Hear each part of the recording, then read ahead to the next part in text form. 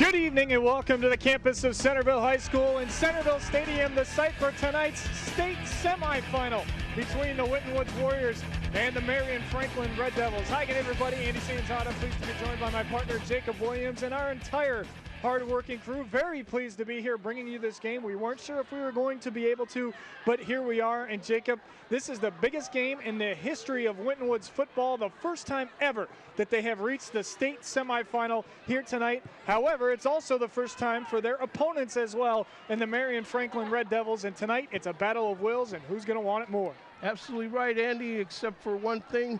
Both squads have been in the playoffs 6 years in a row now, and the Warriors, they've been doing the Ram thing lately, disposing of Ross in the first week of the playoffs and last week Trotwood Madison. Tonight, however, they must exercise these red demons from Columbus Franklin. Marion Franklin comes into tonight a major upset in the fact that they're even here, because in the first round all the way back in the state quarterfinals, they took out the #1 seed in their region, and they also took out the #1 seed in the entire Division II state playoffs, and that would be the Louisville team up near Akron. But they are red hot, folks. They just continue to win and doing it impressively so in the playoffs with the victory over Louisville 14-7. After that, 36-25 over Lewis Center, Olentangy. And then last week, one of their crosstown rivals, Columbus Brookhaven, 31-24. A very tight-knit ball game, completely opposite of what the Warriors have gone through in these playoffs, knocking off Ross 59-7. Then New Carlisle here at Centerville Stadium the following week, 40-7. Then last week, Trotwood Madison back in Mason at 28-7. There you see the numbers when you look at these two teams. Very comparable, Jacob. Absolutely. The Warriors last week played a team that mirrored their own style, and they were able to come out with the victory. Tonight they face a squad in Marion who will throw the ball, has plenty of speed and skill position, so the Winton Woods defense will have to answer the bell tonight, Andy.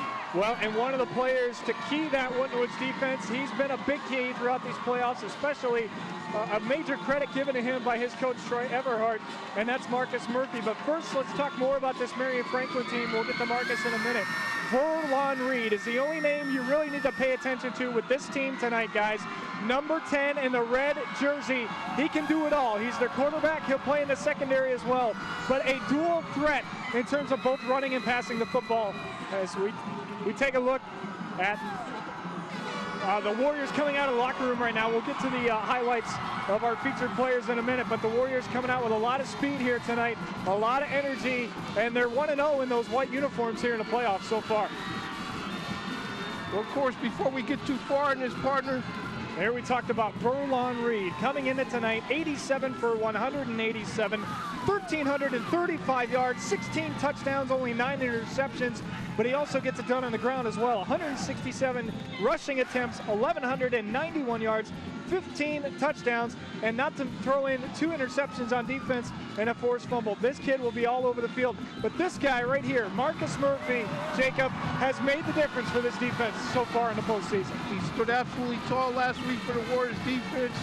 He was able to get some pressure on that quarterback last week that they faced, although they did allow Trotwood Madison one big play for a 75-yard touchdown that they don't want that history to repeat itself tonight, Andy. Murphy, a 5'11", 228-pound junior, but he plays that nose tackle position in that 3-4 defense so well that they've had to double and triple team him, and Coach Everhart said in the paper this week that that's been freeing up the linebackers and that they can get more aggressive with their defense and bring those linebackers on different blitzing schemes to really offset some of these potent offenses that they've come across coming into the playoffs.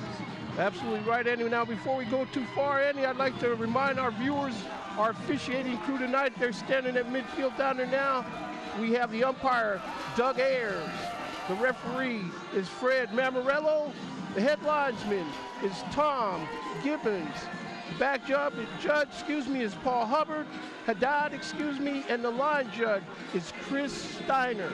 Well, Winton Woods won the toss. Again, they're in the visiting white uniforms tonight, and we were told they were going to defer, but it looks like the receiving team is out there right now, so a little confusion going on here. They may have decided to change their mind and take the football, and Jacob, that's probably not a bad idea considering how they started last week. they took about 7 minutes off the clock in that opening touchdown drive, and that really seemed to wear down Trotwood Madison right away, hoping to repeat that here in this first quarter tonight. Well, they're going to have to win the time of possession battle tonight. Last week, Winton had the ball basically 34 minutes, 33 minutes to 15 minutes for Trotwood Madison. So kicking off for Marion Franklin will be number 46, Joe Little, the kicker. And back to receive for the Warriors, Damon Hill. He's dangerous, he's fast, and he can break this thing wide open with this opening kickoff. Damon Hill, Foodie as his friends and family call him. Little with the short boot. It'll be taken by Chuck Wynn, one of the upbacks, and he almost found a seam down that sideline, but they'll take their chances with that type of return as opposed to putting the ball in Damon Hill's hands. And because of that, Jacob, now the Warriors have fantastic field position to start this football game now, and that dangerous offense steps onto the field at the 32-yard line.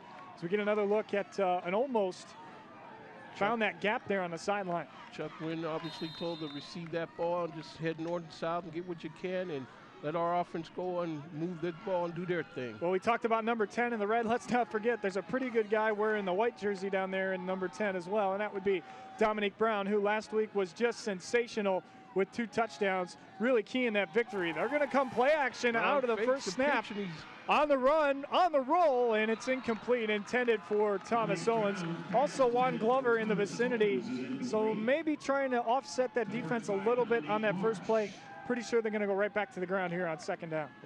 Most likely. They've certainly been working on that play in practice. They want to give these guys more to think about on defense. Of course, their defense, Marion, they know that the Warriors plan to run, but they also got to be wary of an occasional pass. Winwoods had a 22-yard completion last week in their game. Yeah, Dominique Brown on the ground last week. 26 rushes, 163 yards, and 2 touchdowns. They'll go out of the option to pitch. Damon Hill trying to turn it upfield. He does. He breaks the tackle and moves it up towards the 40-yard line. Nicely done there on second down, Jacob. Now a little bit more of a manageable situation here on third and short.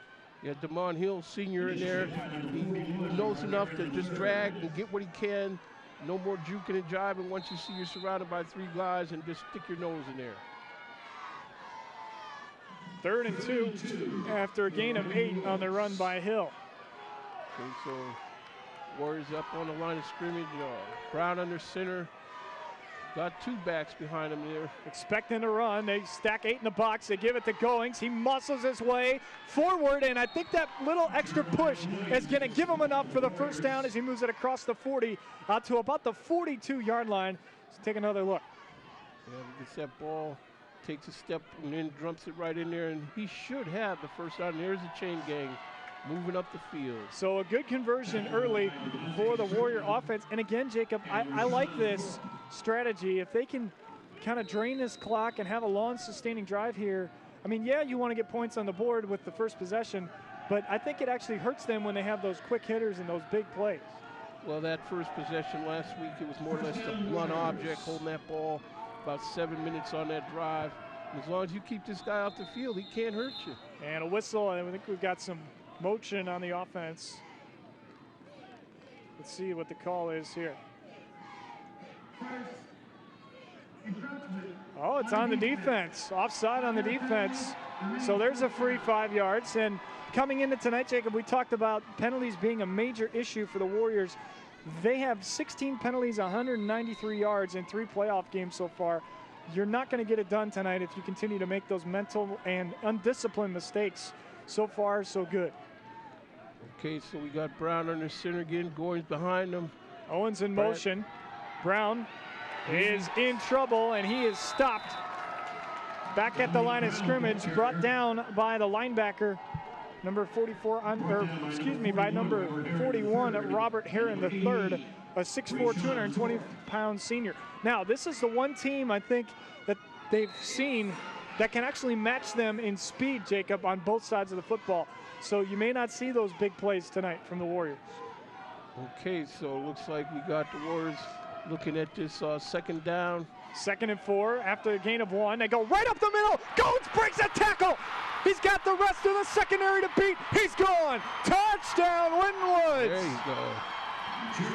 52 yards. Jeremiah Goins gets the Warriors on the board, and they take an early 6-0 lead on the 7th play of the drive. Nice straight arm by Jeremiah going through there, and plenty of speed, outrunning the secondary to the end zone. Well, assignment football when you're trying to stop the option. Somebody missed their assignment right there. And Goins, as he's done all season long, Jacob just keeps those legs a-trucking, and he goes all the way back into the end zone. That's what they need, that 6-point sensei output from Jeremiah Goins, and looks like they're going to get it tonight.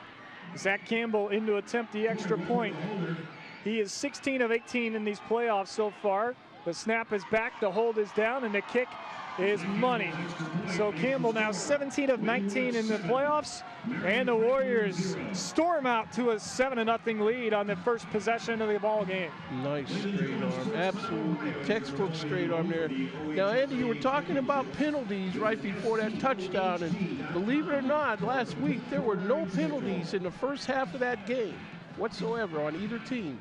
Of course, now Trotwood Madison, their crew was in booth next to us, and they had some feelings that some should have been called that weren't on the Warriors. But all in all, the Warriors played a respectful game as far as the penalty. You know, when we heard that they had won the toss and we thought they were going to defer, Jacob, I kind of was surprised by that. And you just saw why right there. That is so much momentum to start this ball game right now. Now you put the pressure all the way back on this young stud of a quarterback, Furlong Reed.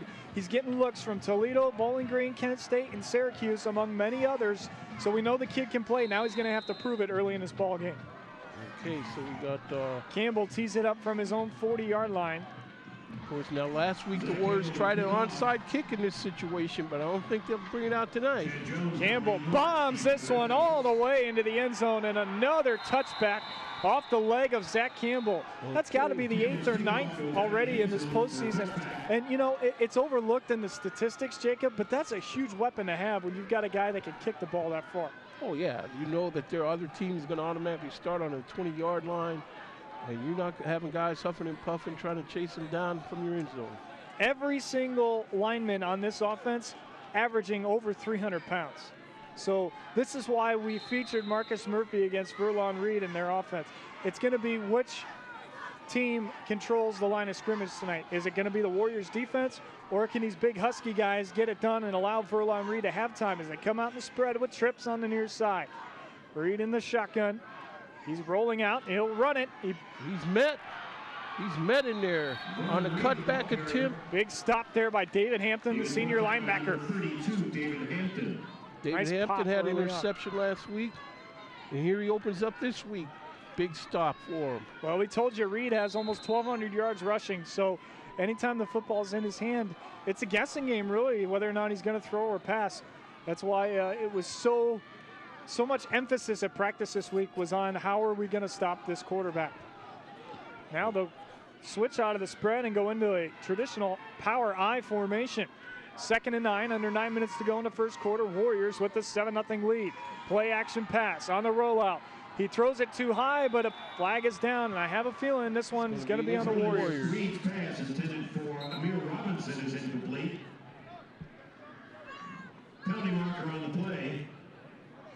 As we await the call from tonight's referee.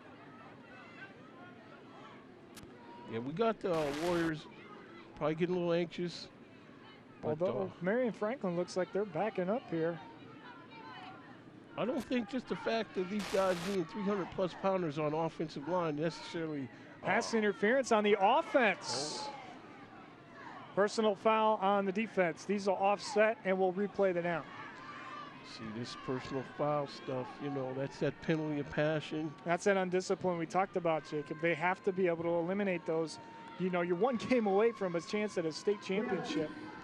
But, you know, of course, you know, I spoke with Marion Franklin's coach before the game, their defensive coordinator, and he expressed to me that they played undisciplined and were penalized quite a bit this year themselves.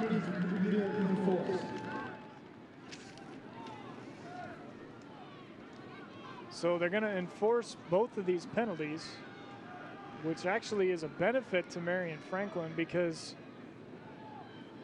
The ball is now across the 25. And instead of 2nd and 9, it's going to be about 2nd and 5 or 6, it looks like here. Well, 2nd and 4. It's actually shorter than that. And now they're going to come out back in the spread with twins on both sides. They've got some dangerous receivers with a lot of speed and ability on those wide outs. Shotgun snap, direct.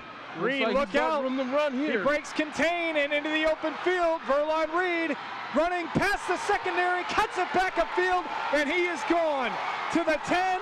And this ball game is an extra point away from being tied. We told you, folks, this young man is a complete stud of an athlete, and you just saw all of his ability in one play right there. Guys blocked up front, makes his decision, move out there, blocks are lined up with good angles. Looks like someone took a bad inside angle for the tackle, and then that left sticking to my man like I'm sticking to my story Corey to run him down, which in this case he didn't. 74 yards. So what an answer by Marion Franklin. And there's unbelievable quarterback Verlon Reed.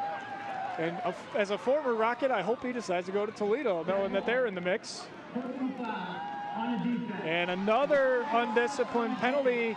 That's going to be assessed on the kickoff, folks. And this is not the kind of start you're looking for from a discipline standpoint. Now, yes, you have the lead. It could be tied here after Joe Little attempts this extra point. Verlon Reed is the holder, so you got to be careful here. Where anytime the quarterback is the holder, you never know what they could have up their sleeve.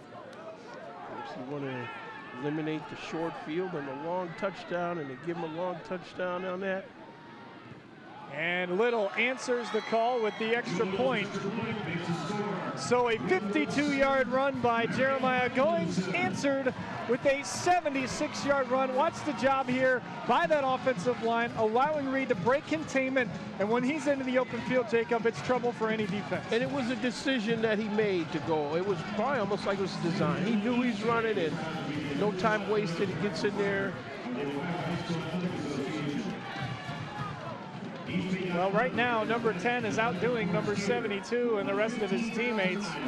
And that's, that's why this spread offense is so tough to stop.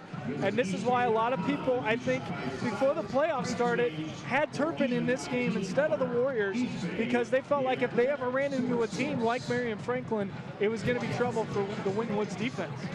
And right now, it's looking like they might be right. It's very early in this ball game, don't get me wrong, but just like that, you give up a 75-yard play. You can't do that all night, or it's going to be a long night and your season's going to come to an end. Well, not at all. And it's up to them to make their adjustments and corrections.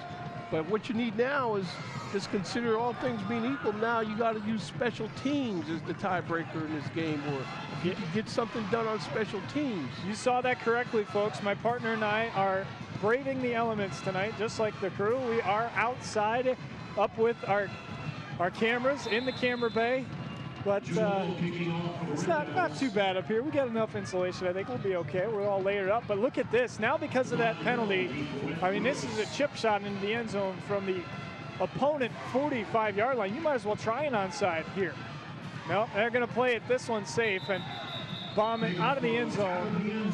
So 2 penalties, 30 yards against the Warriors has cost them a 74-yard touchdown run, and now field position here as well as they take over at their own 20-yard line, 1st and 10 on the touchback. Yeah, they're more or less picking up where they left off last week toward the end of that game. It got kind of chippy with this and that, extracurriculars and conversations that were necessary, and you got to put that stuff in the rearview mirror and play ball this week. Well, then, the thing is, their defense, as we talked about coming into tonight, was the difference. Only gave up 163 total yards all game. And Marion Franklin has 76 yards of offense already in this first quarter. And there you go. There's what you want to see a lot of tonight. Jeremiah Goings, he's going to be a workhorse. He had 31 attempts last week. It might take him to carry the ball 40 or 45 times tonight to get past this Marion Franklin team. Oh, yeah, because they're going to have to play keep away and just run clock and keep this number 10 off the field. Verlon Reed. So a gain of 8 on that run, 2nd and 2 from their 28. Dominique Brown under center, kicks the ones in motion. And they'll give it to Goings again. And I believe he's got enough for the first down as he takes it across the 30-yard line. Here we go on the replay. Goins muscles way in there. And you know, again, the Winton Warriors offensive line, certainly, they've been playing like a team of horses on a stagecoach. I mean, everybody playing in unison, throwing those blocks, and they look good. Well, they don't get enough credit, I think. You know, everybody likes to look at the sexy numbers, the stats, and everything from the big play guys like Jeremiah and Dominique, but they'll be the first to tell you they can't get it done without the guys up front helping them out. Thomas Owens in motion. This time Brown will keep it, drops his shoulder, and gets out close to a first down. To the 38-yard line. It'll be 2nd and 2. Dominique Marsh on the stop. And he is another weapon that this defense has. Leads the team with 7 interceptions on the season. But he's not going to have too many opportunities to pick it off tonight, because this is what you're going to see a lot of from the Warriors. Football on the ground, running the clock, moving the chains. That's what this Warrior team has done to get to this point, and they're not going to change that right now. Brown keeps it again, and he's got the first down as he moves it across the 45 out to the 46-yard line. Needed 2, he got 7. Well, that's what you do. You're executing your offense now. You're not letting the fact of one long touchdown change your plans. The game is still early yet. Still got a chance to play and keep away from this guy, as long as they can score points when Winton Woods has the ball. Under 7 minutes to go in the opening quarter in this state semifinal. The winner will play for the Division II Ohio State Championship in Massillon next week.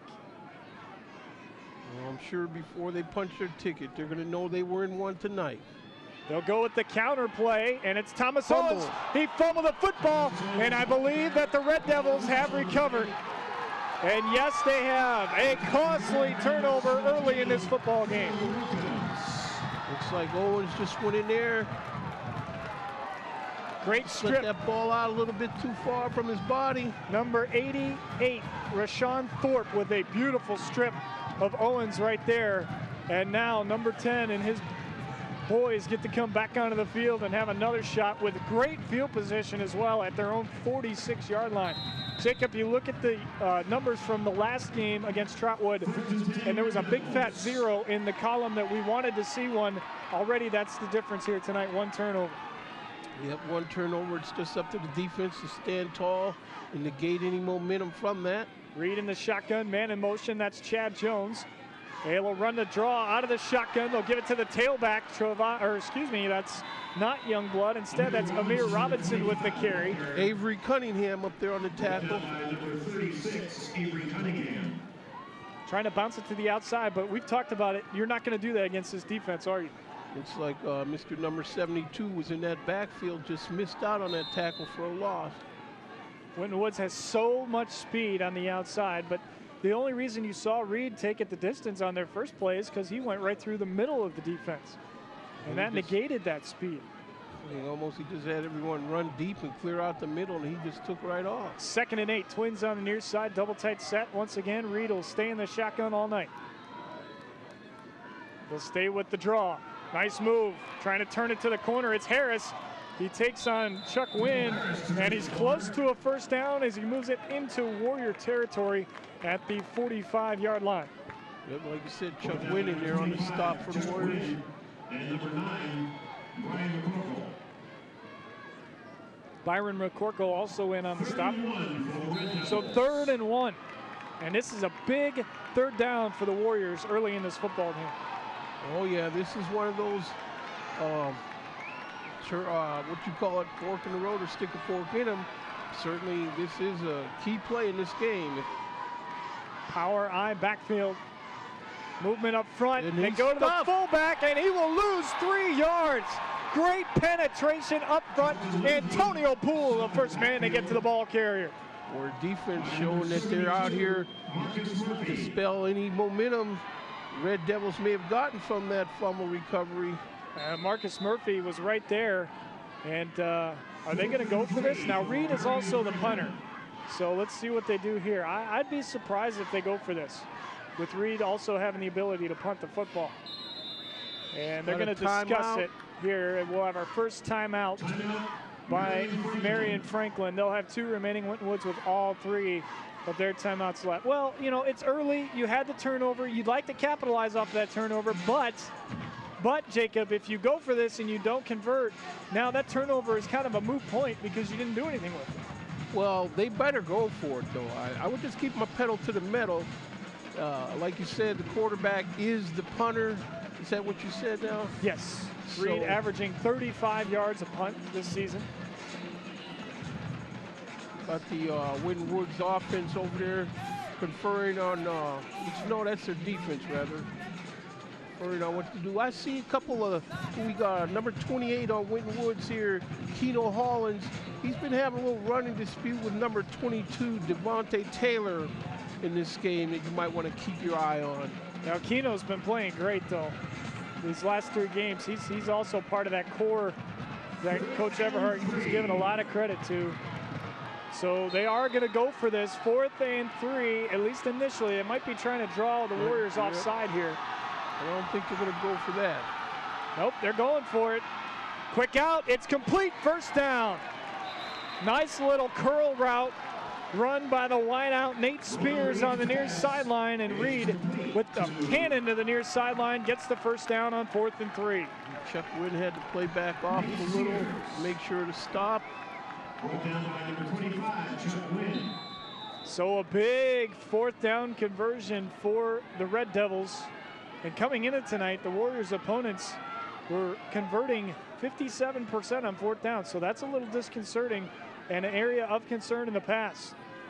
Down to 4 minutes left in the first period. Off the fake, look out, Reed gets to the outside, and he's got 1 man to beat. He's not going to get him. Touchdown, Marion Franklin, 42 yards, Furlong Reed with his 2nd running touchdown of the opening quarter. Yeah, so they do capitalize on the turnover. Looks like that was just set up. Everyone going and clear the path for me, and I'll take it from there. You had 1 blocker and 1 man to beat. Looks like number 23, Zach Bomar, was out there on the island. I'll tell you what, Jacob, if you're a Warriors fan, you have to be sitting at home going, wait a second. Haven't we seen this before with the other number 10? It is an exact replica. The only difference is this team has a little bit more of a passing style offense thrown in. Little on for the extra point. High snap, tough hold, but he is able to get it through. So they do convert off of the Thomas Owens fumble, and the Red Devils now have their first lead in this ball game. It's 14-7, just under 4 minutes to go in the opening quarter. Well, Andy, I don't know what to tell you. This Warriors ball club, they find themselves in a real shootout tonight, and they're just going to have to stand tall and be poised.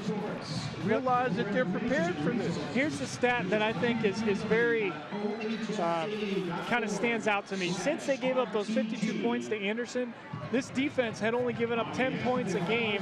They have only given up 7 a game in the playoffs. They've already given up twice that in the first quarter tonight. That's why we said coming into tonight, folks, it's going to be, can the Warriors defense contain this offense? And early on, Jacob, the answer to that question is no. And that's going to have to change. Well, they're going to have to, Warriors going to have to eliminate laying that ball out on the field and giving these guys a short field. If they make them drive the whole length of the field, it might be a different story. But I don't sell the Warriors defense short. They have guys back there capable of jumping these routes. If this guy gets too happy throwing that ball around, he can very well put it in the hands of any Warrior defender. 3 carries, 118 yards, and 2 touchdowns in the first quarter for number 10, Verlon Reed. Remember that name, folks. You will definitely see him in the next 4 years playing at the other level. Chuck Wynn spins off of a tackle, now trying to get to the outside, and he's brought down at the 37-yard line. Good field position once again. Good return by Chuck Wynn. About a 10-yard return there by Chuck. And Rayshawn Thorpe with the stop.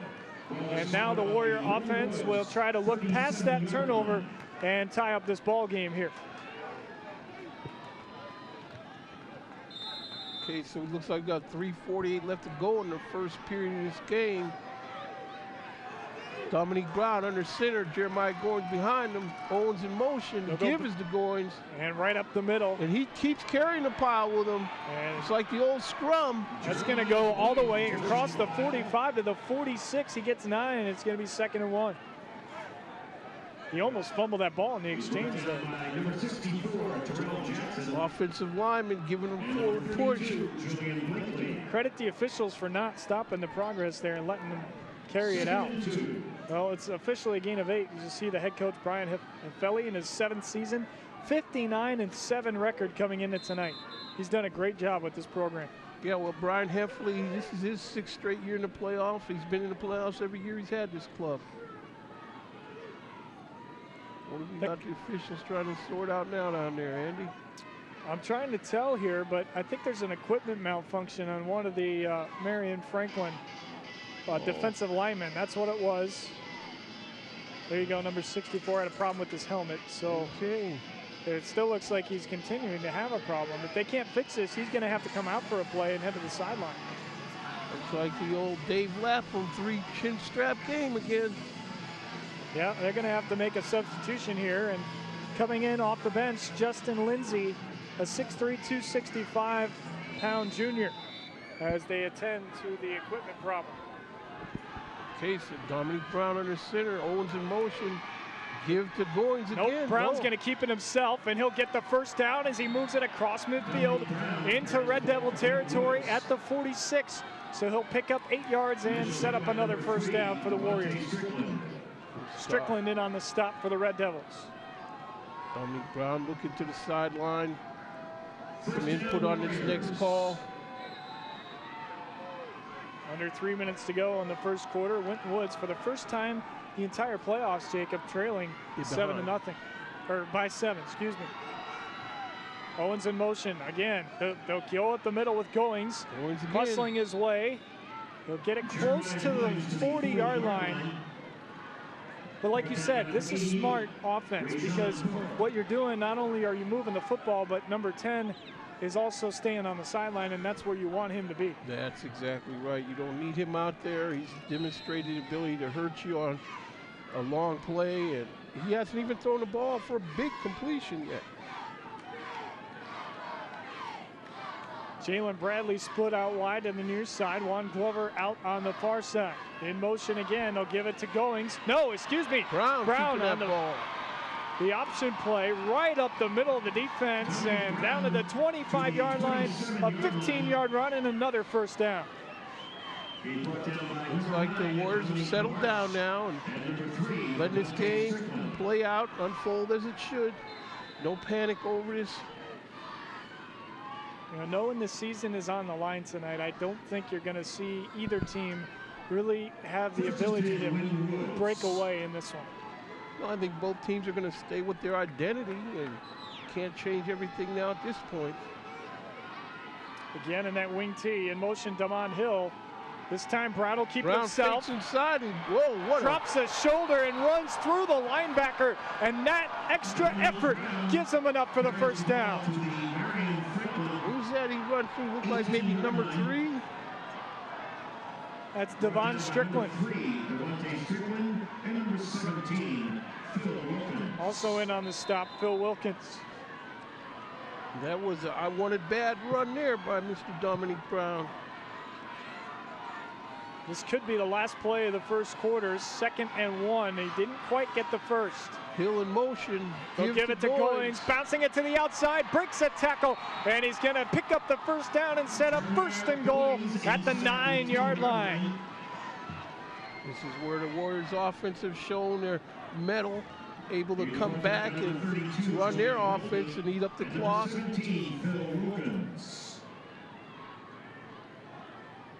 And on the stop for the Red Devils was Julian Blakey. 1st and goal as the clock continues to tick down, under a minute here in the first quarter. Owens in motion, give inside, Goins. Up to the 5-yard line. He'll get 4. 2nd and goal. Uh-oh, look out. Jalen Bradley in a little exchange with Blakey. And let's see if these are going to be offsetting. I would think they would be. But it's often the retaliator, not the initiator, that gets the actual call. So let's see. Coach Everhart, I don't know if he's mad at his player or the officials, but he was all the way near that huddle. And I'm not talking about the players' huddle, that huddle right there. So you know he was pretty steamed. Looks like the ball is going to stay put. Like I said, I expect these to be offsetting. But the Warriors got to clean up this act because they got away with some last week. And when you have an officiating crew that, you know, they have never seen your team before in action, so, you know, you can't say this crew has any grudge against you or anything like that. They're just calling it the way it is. This is the first time these two teams have ever met, so we know there's no history there as we get the call from the field.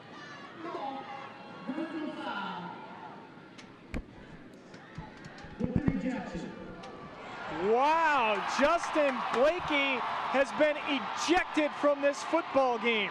That is a huge loss for the Red Devil defense.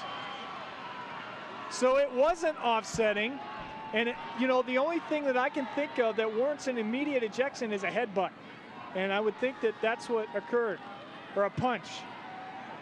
Could have been a punch too.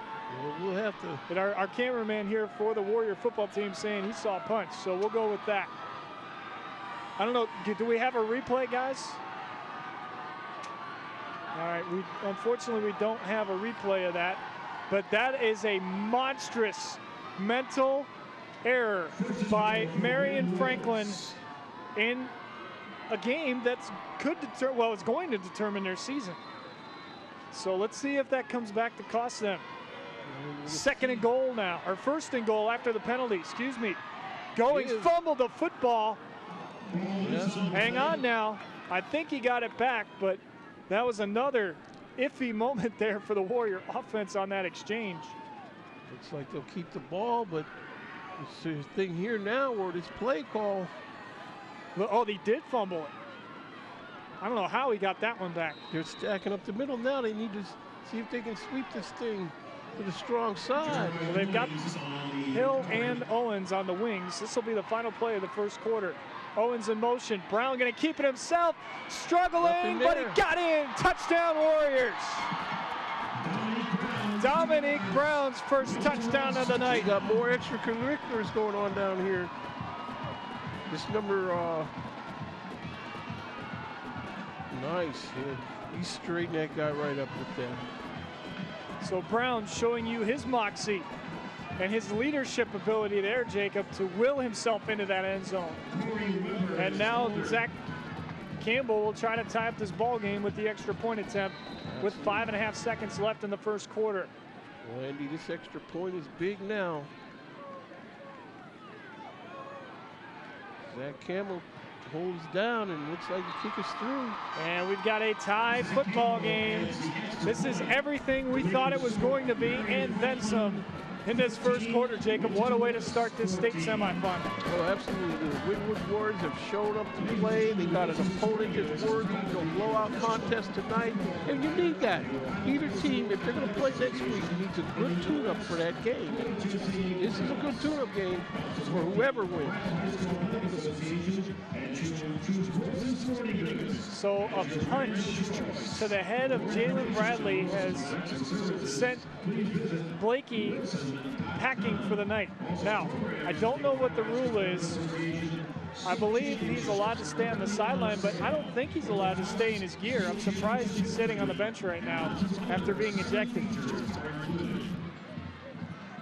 This is where you got to continue on offense. Of course, the defensive Winwoods, they got to get up here and prove they can stop this guy at some point. You know. So Campbell will kick it off from his own 40. Dominique Marsh and Chad Jones back to return for Marion Franklin. And this is where you just want a nice deep kick. Campbell with a high short kick. This will not reach the end zone. And it's Chad Jones trying to look for blocks. Doesn't have that many. Breaks a tackle, and then he got lit up. And he will not get out past the 20. And that will be the final play of the opening quarter here in the state semifinal. And there's some pretty good hitting going on down on that field tonight, Jake. Well, yeah, he twisted and turned, and the next turn he made was right into the arms of a Warrior defender there, stood him straight up.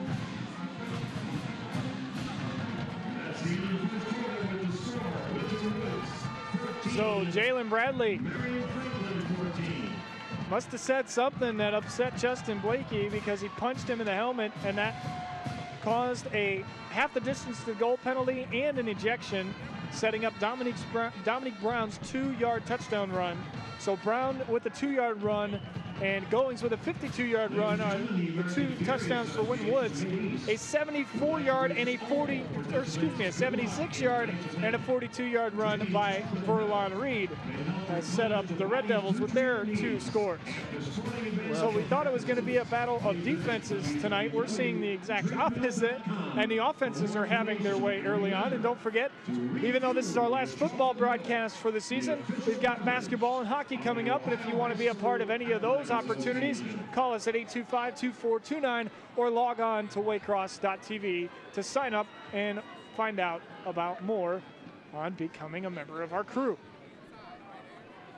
You always want to volunteer in your community. Who knows, you could wind up with a heartfelt hug from the First Lady.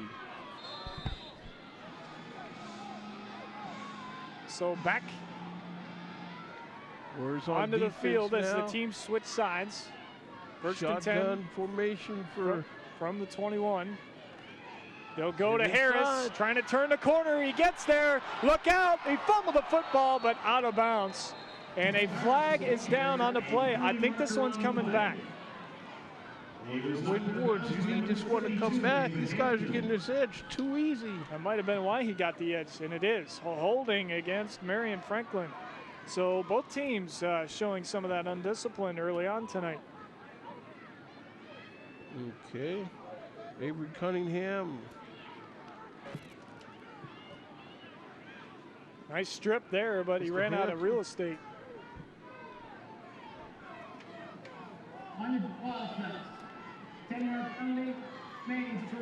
So a 10-yard penalty sets up 1st and 21 from the 11.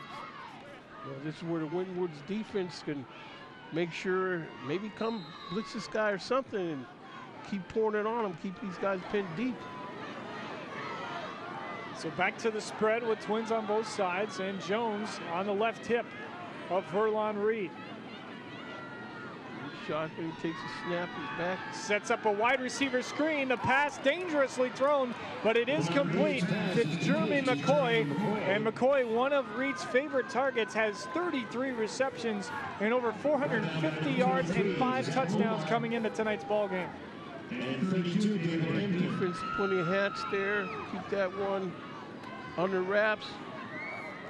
So they get the 10-yard penalty back almost on that pass completion. It's second and, oh, they got more than that. It's 2nd and 3. They get 18 yards on the play.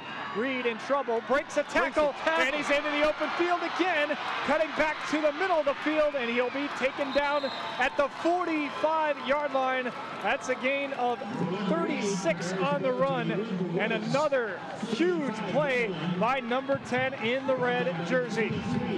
Once he busted out there in the open, Zach Bomar for the Warriors was fortunate enough to get him turned back in where he had help. Even at that, he still, you know, runs in there for another 10 yards. Well, Bomar did the smart thing there, even though he's only a junior and doesn't have a lot of experience. He realized that he was going to need help, Jacob, and took him back into the middle of the field, allowing the defense to collapse. 1st and 10 at the Warrior 45. After the run of 36, they'll go straight on the handoff. He keeps getting that edge. Harris, horse collar down by Hampton, and no penalty flag on that play. David Hampton got away with one right there. I mean, this is you're going to see this on the replay. This is a clear horse collar tackle. Very, very dangerous. I'm a little surprised that wasn't called, but we'll take it. 2nd and 7. 2nd and 7 after a gain of 3 by Harris. You know, that's the kind of play. Okay, so we're told from our truck that since he didn't have the pad, there's no call. But even if there was going to be a call, you'd rather go ahead and get that call and let that guy run for the score. In motion is Jones. It's a quarterback draw out of shotgun. Uh-oh. This guy's over pursuing. Reed will pick up the 1st down as he gets it into the Warriors sideline, out of bounds at the 32-yard line. That's a 10-yard gain on the play. Okay, so we got the chains moving. More defense. Got to do something to get themselves off the field here. Winton Woods had 19 offensive plays to only 7 for Marion Franklin. But Jacob, when you give up 117 yards to one guy in the first quarter, that's why you're looking at a tie ball game right now. And it could be worse. So here they are right now in a position where they got to keep it tied on defense. 1st and 10, another quarterback draw out of his shotgun, and Reed, look out, he is gone once again. Touchdown, Verlon Reed. They just cannot stop this kid. And on that run, Andy, he used the referee, the official there, almost like for a screen. It's been all, I mean, one guy is beating the Warrior defense tonight. Right around that official, just like he's a pick. Well, his speed, though, was going to allow him to get through that gap, I think. But still, Jacob, you gotta make an adjustment if you're the Warrior defense. Put a spy on this guy, double team him. Dude, I would rather get beat with him throwing the ball over the top than letting him run all over my defense like this. Well, here we are now. Extra points are going to be big in this game. Little has it almost blocked, but he nails it right through the uprights. Two Warriors conversion on that. Looks like one's slow getting up. Who's that? David Hampton slow to get up after trying to block that kick, and he almost got it. Right there on it. 21-14, all 3 touchdowns have come in the hands of number 10, Verlon Reed. We told you folks, he's a special player, and it usually takes a player of that caliber to get to the state championship in a state like Ohio where it's so competitive and so talented. You know, it's good to see schools like Kent State and Bowling Green and Toledo having a chance to get this guy, because the only school not in the state of Ohio looking at him right now is Syracuse. Well, he certainly has a good look to him the way he runs that ball, and he runs light too. It's just looks like almost effortless. I don't think Winton Woods had a whole lot of film on him. I'm sure they had some, but on film and in person, his speed is just the utmost here tonight. Look, we know the Warrior offense can keep up with these guys, but at some point, partner, they've got to stop this offense. They just have to force a turnover, do something, try to get them to take some penalties to back them up and make it harder on them. But they've got to blitz. I mean, you got to do something here to change up what you're doing on defense. Right, watch the onside kick. Little gets a pretty good leg into this one, and it will be all the way into the end zone with that wind behind him. It's in the touchback. So the second touchback on the night. The first one was a 35-yard kick because of a penalty. So now the Warriors will try to answer here from their own 20-yard line. Winton Woods in the first quarter. Jeremiah Goings has had a nice ball game so far. 9 rushes, 92 yards, and a touchdown, averaging 10 yards a rush. So that's the positive. The only negative really has been the undiscipline and the defense really not being able to stop Reed at this point. Well, it looks like the Warriors on offense are going to have to get a quick score, big chunks at some point, because just driving the Brown ball. on the pitch. Thomas Owens cuts it back upfield, and he's going to be close to a first down as he gets it out towards the 30-yard line. That's good to get Thomas Owens the ball back so he can get back in the game. I'm sure he feels bad about that fumble, but you need him tonight to win, so you might as well let him run the ball. We have an update from the other state semifinal. With 10 minutes to go in the second quarter,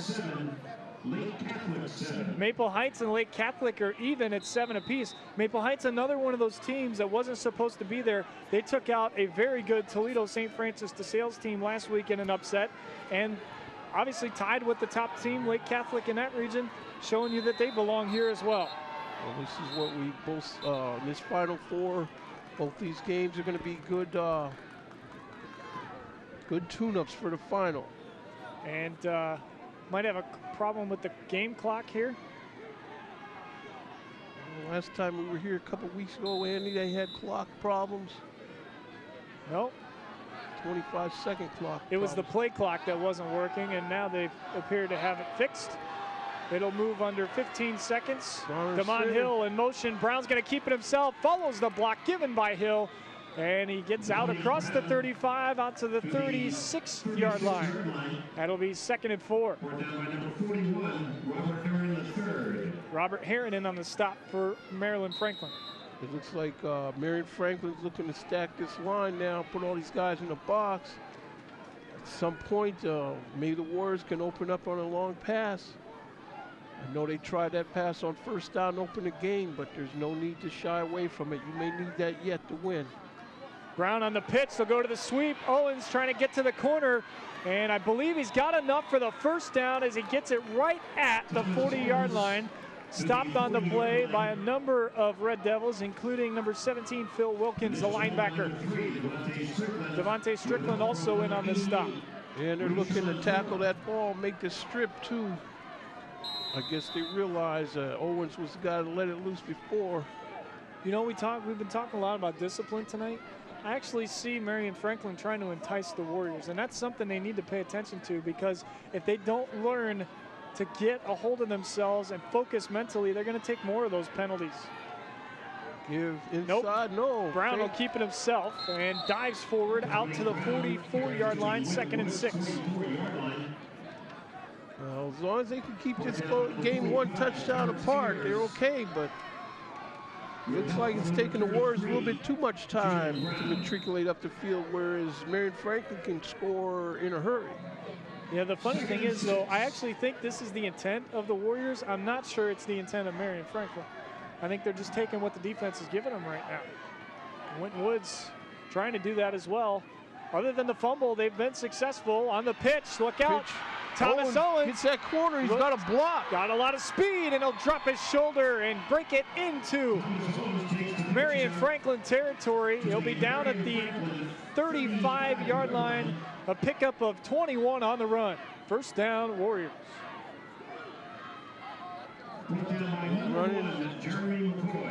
Jeremy McCoy on the stop. And the clock will stop as Owens was out of bounds. Now, one thing last week I saw that, of course, the Winton Woods team is on offense now, but on defense last week, Trotwood Madison went to a no-huddle offense at the beginning of the third quarter and gave him fits for a while. Ryan Feely has to be pleased with the effort so far from his Red Devils. They have a lead of 21-14. Back to passes, Brownie misses. Nice job. Takes that tackle. On the run, he had Jalen Bradley, but he threw it too far to the out-of-bounds side of the field. It looks like Red Devil defensive coordinator guessed correctly on that. Brought the blitz there put on by Robert Hare in the third. Guessing pass, and they guessed right. 2nd and 10. That's the defensive coordinator there in our picture for the Red Devils. Todd Carter. 2nd and 10. Clock stops at 6:47 to go in the first half. Owens in motion again. They'll go to the power run. Goins breaks up the middle. Has a block to the outside.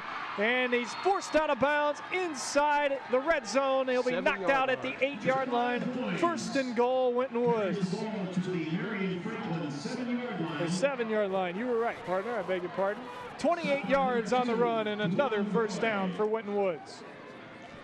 So Winton Woods offense maintaining this possession. Clock down to 6:38 left to go in the first half. Now, they can get this game tied up at some point. They got to shut these Marion Franklin Red Devils out on the scoreboard. Doesn't look like the punters are going to see much activity in this game. Well, we've yet to have a punt from either team. And I think we're going to have a timeout.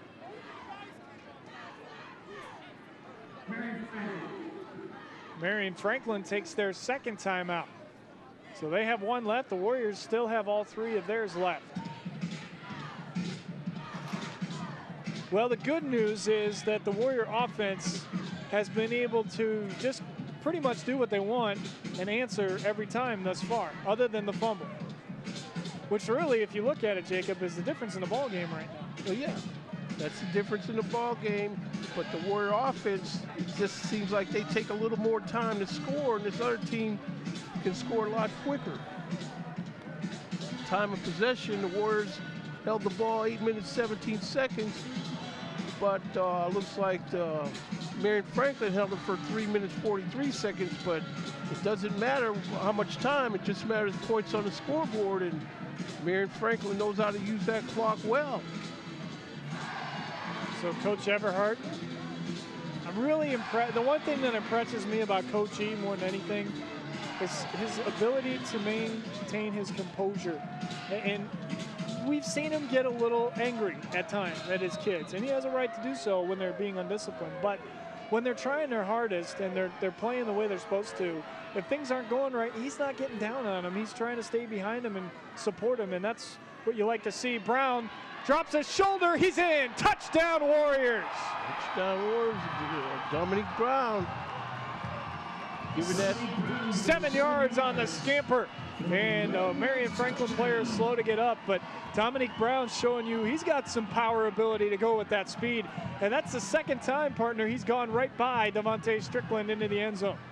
Oh, yeah, well, Dominic Brown, he's a proud Warrior, and he doesn't want his career to end tonight, I'm sure.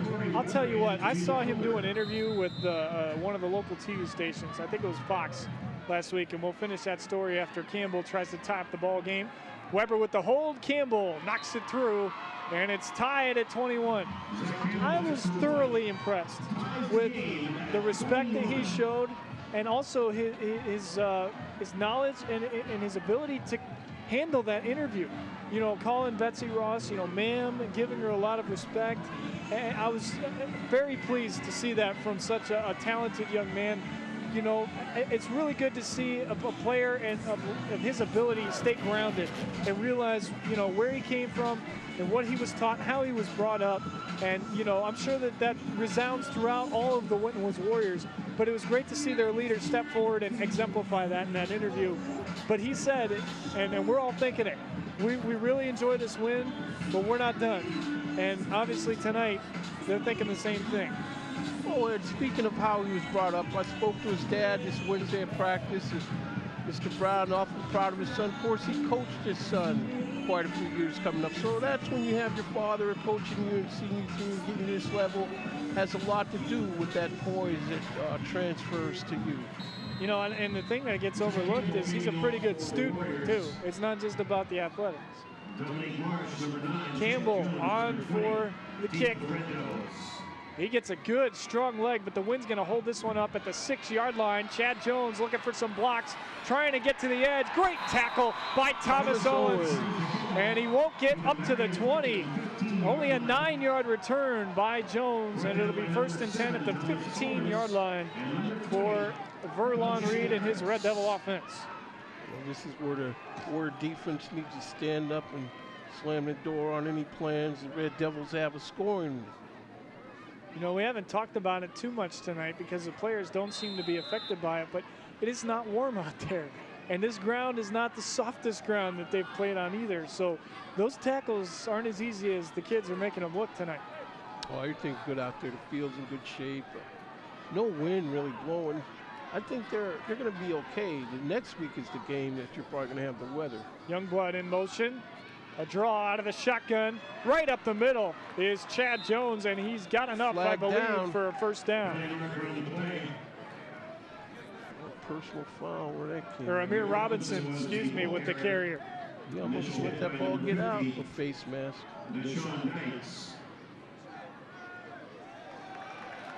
And it is a penalty on the Warriors. Just a 5-yard face mask, incidental, not a personal foul. Yep. Good call by the officials. Actually, kind of lucky based on that replay. It was only a 5-yard penalty. 1st and 10 from the 29 now after the penalty and the run. Reed in the shotgun with twin backs. Twins on the near side, split out on the left. In motion, Youngblood. Jones avoids one tackle and finds a seam in that defensive front. Able to pick up 2 or 3 right there. Stopped on the play by number 50, that's Deshaun Dice. Almost looked like we had movement in the backfield a little bit before the snap. But Byron McCorkle also in on the stop. 5.5 minutes remaining in the first half. Deadlocked at 21. Could be some overtime in store for us tonight, folks. Don't go there now, Andy. We need to get this thing settled in regulation tonight. It's switch the formation now, and the Twins go to the far side. Warriors showing blitz. Reed trying to throw, in trouble. He just has a way of getting out the way. He's doing a lot. Why did he stand there and let that guy block him? On the run, fires. It's intercepted by Corey Weber.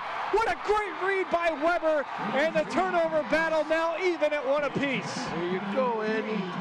They dialed up the blitz at the right time. Plenty of pressure on Reed there. Well, we've said all year, even though Chuck Wynn led the team in interceptions, they really believe that he might be the best cover corner that they have, and what a huge play that was right there. It looks like they let this Reed run around. Okay, we'll go for that. So Verlon Reed throws his 10th interception of the season, and boy, have the tables turned now. Of course, they were going to get something good out of that play either way. They had that, almost had that sack.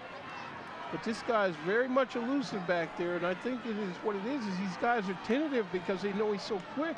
I'm a little surprised he didn't just shoot that ball out of bounds. You're right. Yeah, it looked like that's what he was going to do. But again, a great play by Corey Weber to break on that ball and pick it off. It's like the Warriors to take over on the 42-yard line. And a penalty flag is down. We believe we've got movement up front on this one before the snap. Sorted out here. Warriors certainly want to have success with their turnover. It is on Winton Woods. False start, backs them up 5 yards. 1st and 15. With 33 seconds left in the half, Lake Catholic 10, Maple Heights 7. Lake Catholic has taken a 10-7 lead with a field goal over Maple Heights with 30 seconds left in the other state semifinal in Division II. So 1st and 15 now from the 47-yard line. Down under center.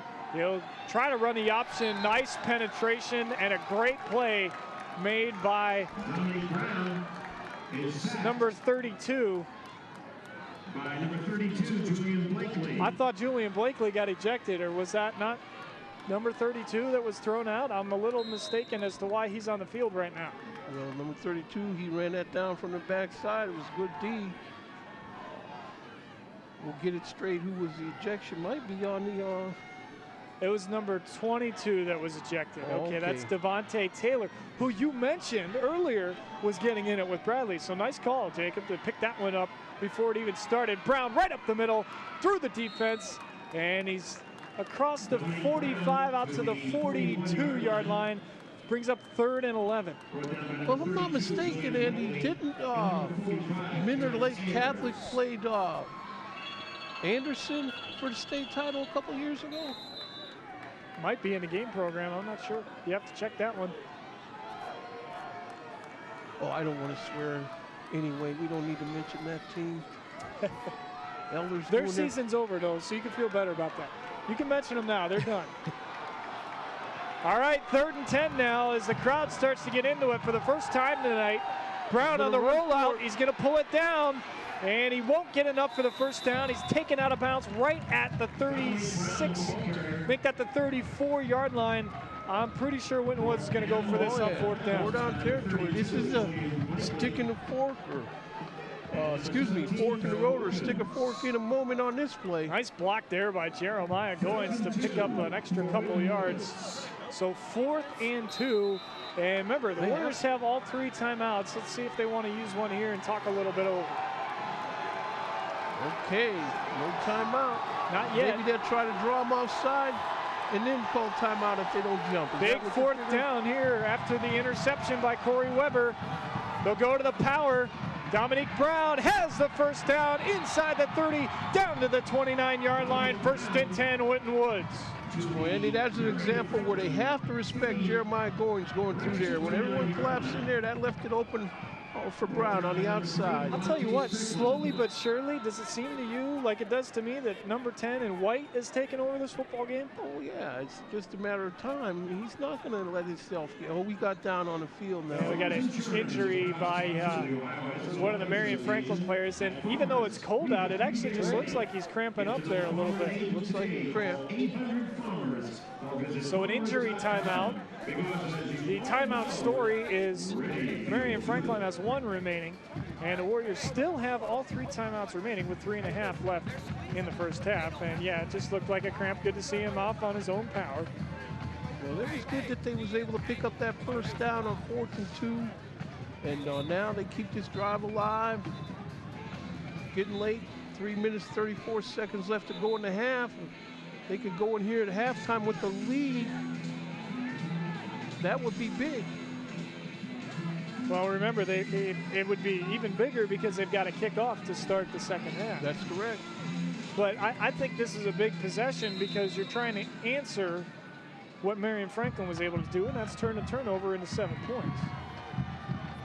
In motion, Damon Hill. They'll go right back up the middle. Jeremiah Goings bounced off 1 tackle and got about 4 yards as he's down to the 26-yard line. Call it 3 officially on the game. 3rd and 7. Terrence Ayers in on the stop for Marion Franklin. Okay, so got the Warriors in the huddle. Break the huddle, come up on the ball. Brown's going to be under center. There's a towel on the field. Who's it belong to? Doesn't matter. He doesn't want it in there. It's like that Iowa game where they threw the shoe away. Brown trying to go through that right side, breaks a tackle into the open field. Touchdown. He's gone. Touchdown, Dominique Brown, and the Warriors are back on top, 26-21 or 27-21. There you go, Warriors. Dominique Brown takes it out of Gordon's stomach and runs around there on his own. 27 yards on the touchdown run, his 3rd of the ball game. Equally adept at running that ball. Hey, wait a minute, this number 10 that's is playing both Reed. ways. Yeah. Oh my goodness, I don't know. Got to bring out all the stops when it could be your final game. I guess so. Campbell in for the extra point. He's 3 of 3 so far. And we've got a whistle before the kick. So that's going to turn this into a short field goal attempt. Offside on the defense. So it becomes even more of a chip shot now for number 84. He is 19 of 21 in the playoffs with extra points. 86, not 84, I beg your pardon. And of course, you know, I was talking to a couple parents this week. Mike Roach, number 79, his dad indicated to me where the family, although they're having turkey for Thanksgiving, for Christmas menu around there, they want to have ringneck pheasant under glass. And another penalty as we have even more movement. Penalty marker on the play.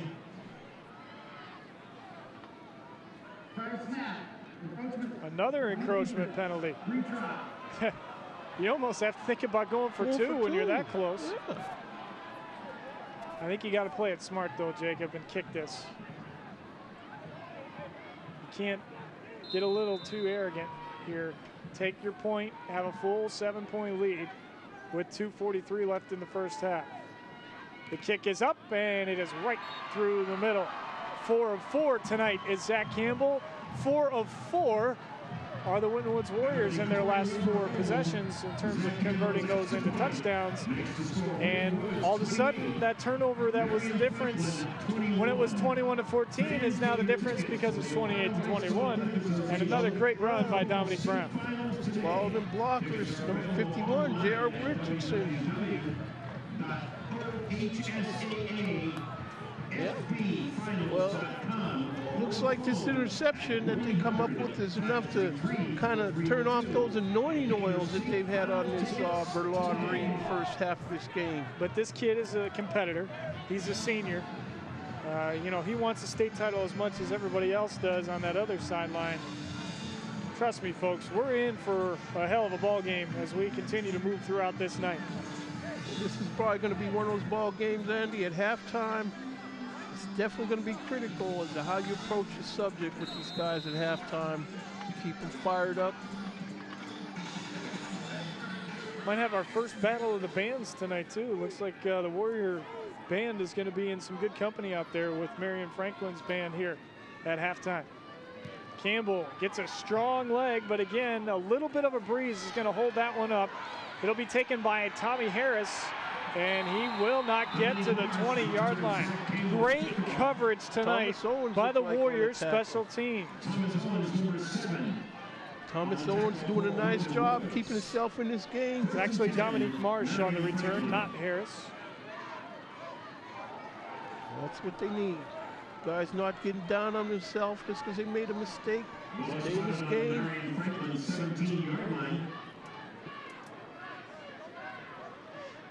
So 1st and 10 from the 17.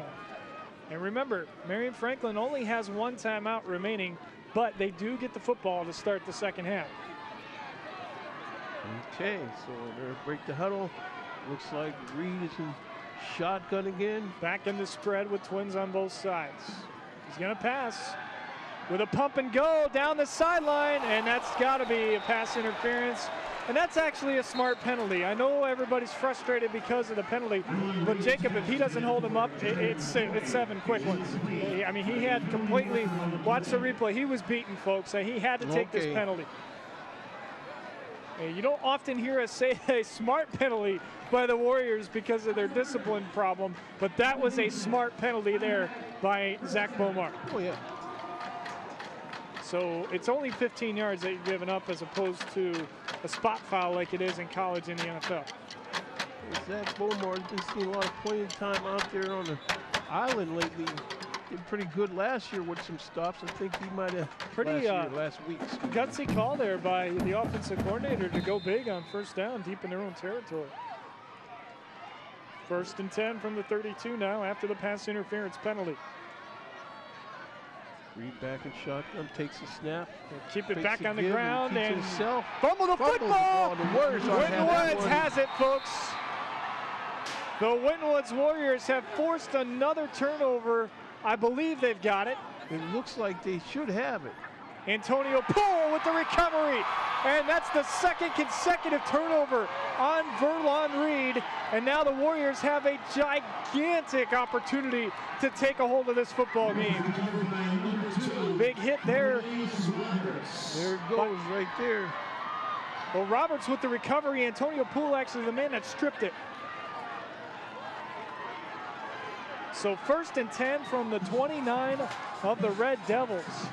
And boy, have the tables turned in this football game. And this is why you don't give up and deviate from your identity of who you are just because the guy breaks out a couple touchdowns on you.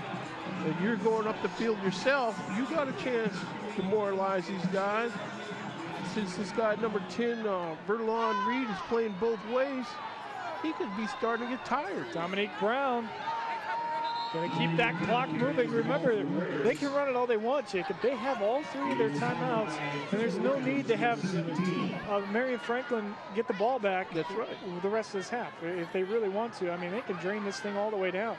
And that looks like the way they're playing it. It'd even be smarter to drain it down and take 3 instead of, you know, scoring a touchdown and then giving them the ball back, I think. I'd rather go ahead and score a touchdown if I can here, the way it looks tonight. 2nd and 5 after the run at the 24-yard line. The sweep, Damon Hill has some blocking up front. Great block on the near sideline. And Hill taken down inside the 20 at about the 18-yard line. It looks like he's gotten enough for the 1st down. He does. Damon Hill, he's a senior now. I tell you, they're going to miss him. He gives them a lot of good reps with the ball and taking time resting on Goins and Brown. When this guy gets the ball, you don't have a fall off. Wilkins and Strickland in on the stop for Marion Franklin. Approaching under a minute and a half remaining in the 1st half. Warriors inside the red zone for the 5th time tonight. Dominique Brown almost got through once again, but a toe shoelace touchdown saving tackle. Number 3 hurt himself. Blakey just got enough for Dominique Brown to trip him up. Coach Everhart not using his timeouts yet. Under a minute to go. 2nd and 8 from the 15. I would imagine he's going to use one here after this play. Yeah, he should. They're going to go out into 2 wideouts now. Somebody's trying to, looks like Marion Franklin. Marion Franklin called timeout. Yep, their final of this 1st half. I don't think they like their offensive set against that lineup, or their defensive setup against that lineup. So they are out of timeouts, and again, the Warriors still have all of theirs remaining here with 45 seconds left in the first half. Second down. And 8 from the 15. They need a big chunk of yards here. I'd rather see him try to get a touchdown. Well, I think now, I'm with you on that one, but when there were 2 minutes left, that, you know, we've seen Reed break. I mean, even though he's struggled the last couple of series, we know what he can do. Exactly. We saw it earlier in this football game. I don't want to take my chances allowing him to do that again. No, not at all. I want to keep this guy demoralized, as Reed, because he looks like he has ability to put you at home watching football next week if you let him. Excuse me.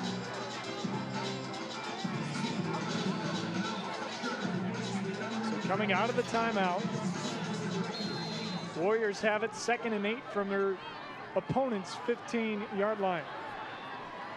Brown showing blitz. Goins behind him. He gives the Goins. Nope. No, Dominic fakes. Brown bouncing it to the outside. He's got a block. Trying to turn the corner. He's forced out of bounds at the 7-yard line. He picked up 8 yards on the run. 3rd and about 3. Knowing that they have to respect that fake inside the Goins, he's able to bust down there. And it's Verlon Reed that forced him out. That might be enough for the first down, actually. They might measure this on that far side. They are going to measure it. Timeout for the measurement. I think he's a little short. Let's see. You know, that's one thing, Andy, the Warriors don't have. I don't think they have anybody that plays on both sides of the ball. Whereas teams they've been playing in the playoffs. He is just a little bit short. You got these people playing both ways. You know, that's a stamina factor. Well, and Coach Everhart talked about that being a really big key for them, because I think last year it was different. They had a couple guys, that, at least on the front lines, that had to play both sides, and then maybe that's where they lost a little bit of steam there at the end of their playoff run. But you're right, the depth of this team, it needs to get just as much credit as the starters do, because they've been able to not have to play players on both sides. So about 3rd and inches here with 38 seconds left. Clock stops because Brown was forced out of bounds.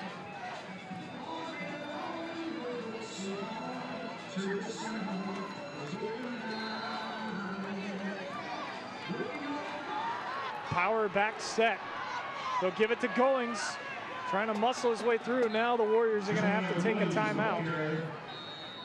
And I believe Goings got the first. Thomas Owens is slow to get up. Looks like they got that ball in the center of the field. 1st and goal, and they'll use their first timeout. They'll have 2 left with 35 seconds left in the first half. Because the Warriors coaching staff, Andy, at this point, again, give them credit. Coach Jinks works with Dominic Brown a lot. Quarterback coach Art Williams, the linebackers coach. These guys, they give their guys what they need to succeed. You know, they're not staying on them too hard and demoralizing them. Go to practice, they get on them just enough for them to stay. Well, you know, we don't like to take credit for anything. We really can't take credit for anything, but coincidentally, as soon as Reed scored his last touchdown and we said that something had to be done from the defense, they come out and they force 2 turnovers. Right. So I think they were picking up on that as well. Obviously they weren't listening to us, but they were picking up on it as well. So usually if it's obvious to us, then it better be obvious to them. And the next thing after halftime, it's like this is going to be one of the key halftime speeches of Coach's career. Whatever he says to these guys in this locker room is going to go a long way in determining what happens around here next week. And goal from the 6. They show the blitz. Brown up the middle, and he's in. Touchdown, Winton Woods. No flags on the play. And I see a slow play to get up. That is his 4th of the first half. 34-21 Warriors. Yeah. Right through there, guys hanging all over him. Dominic Brown getting a little strut back there. He looked a little shy in that first quarter, but he's the one that should be gleaming with confidence right now because he has taken over this football game. Hopefully the defense can keep it up enough. We've got an injury. Number 50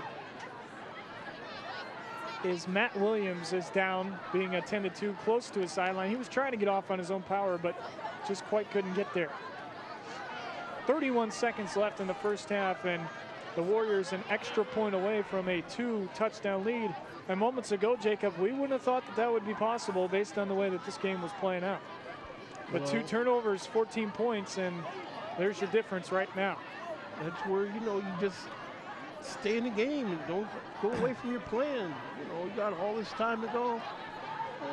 Some guy got a couple big touchdown runs. It's like you said, this is a 4-quarter game tonight. Absolutely, There's and no the Warriors better be aware of that going into the locker room, even with this lead. 35-21, Campbell 5 for 5 on the extra points tonight. But actually, what I like the looks of now is realizing that this Verlon Reed has to play both ways. Take another look at the dominance from the Winton Woods offensive line, setting up the 4th rushing touchdown of this first half for Dominique Brown. Damon Hill with just enough block to keep this guy off of Brown, get him in the end zone. Second half, the story's going to be to eliminate these bad penalties. Like you said, though, that one before was almost like that basketball penalty, absolutely necessary.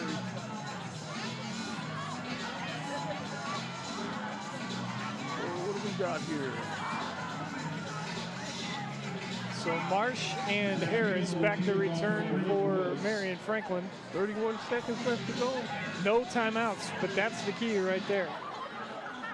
You know, I almost, if I were Marion Franklin, knowing I get the ball back, it's time to regroup for me. If I'm Coach Afili, I'm taking a knee here. I want to get my guys in, have a real long pep talk, and allow them to realize that they've got 2 more quarters to try to come back and win this football game.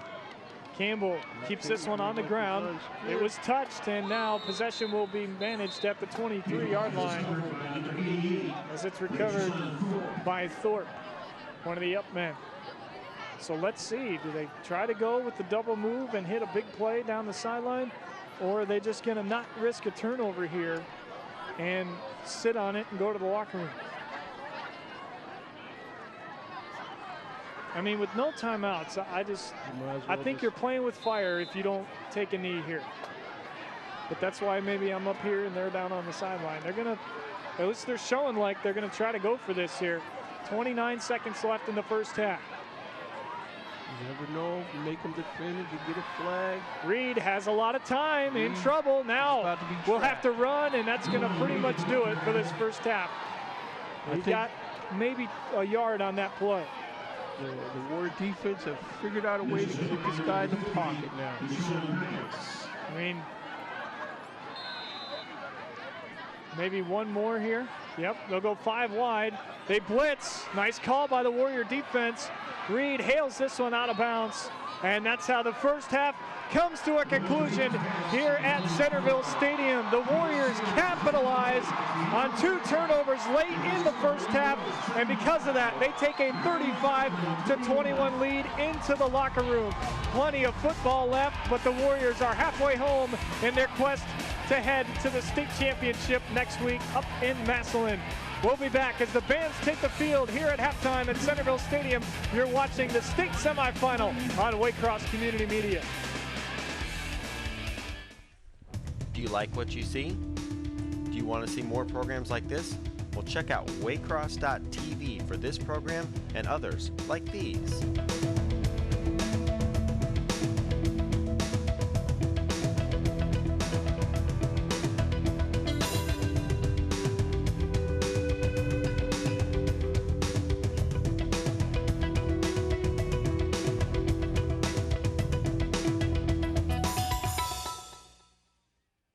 Los esteroides pueden causar serios daños en tu cuerpo.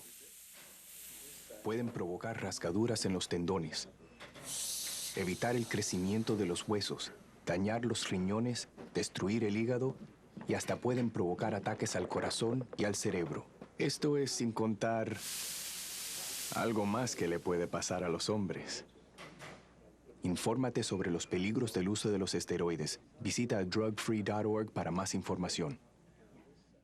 Steroids can really damage your body. They can cause tendons to tear and bones to stop growing, damage kidneys, destroy the liver, even cause heart attacks and strokes.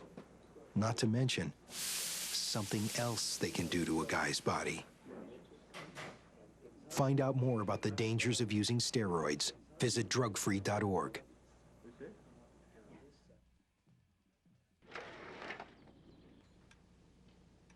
Hey, son. So, you're turning 13, becoming a man.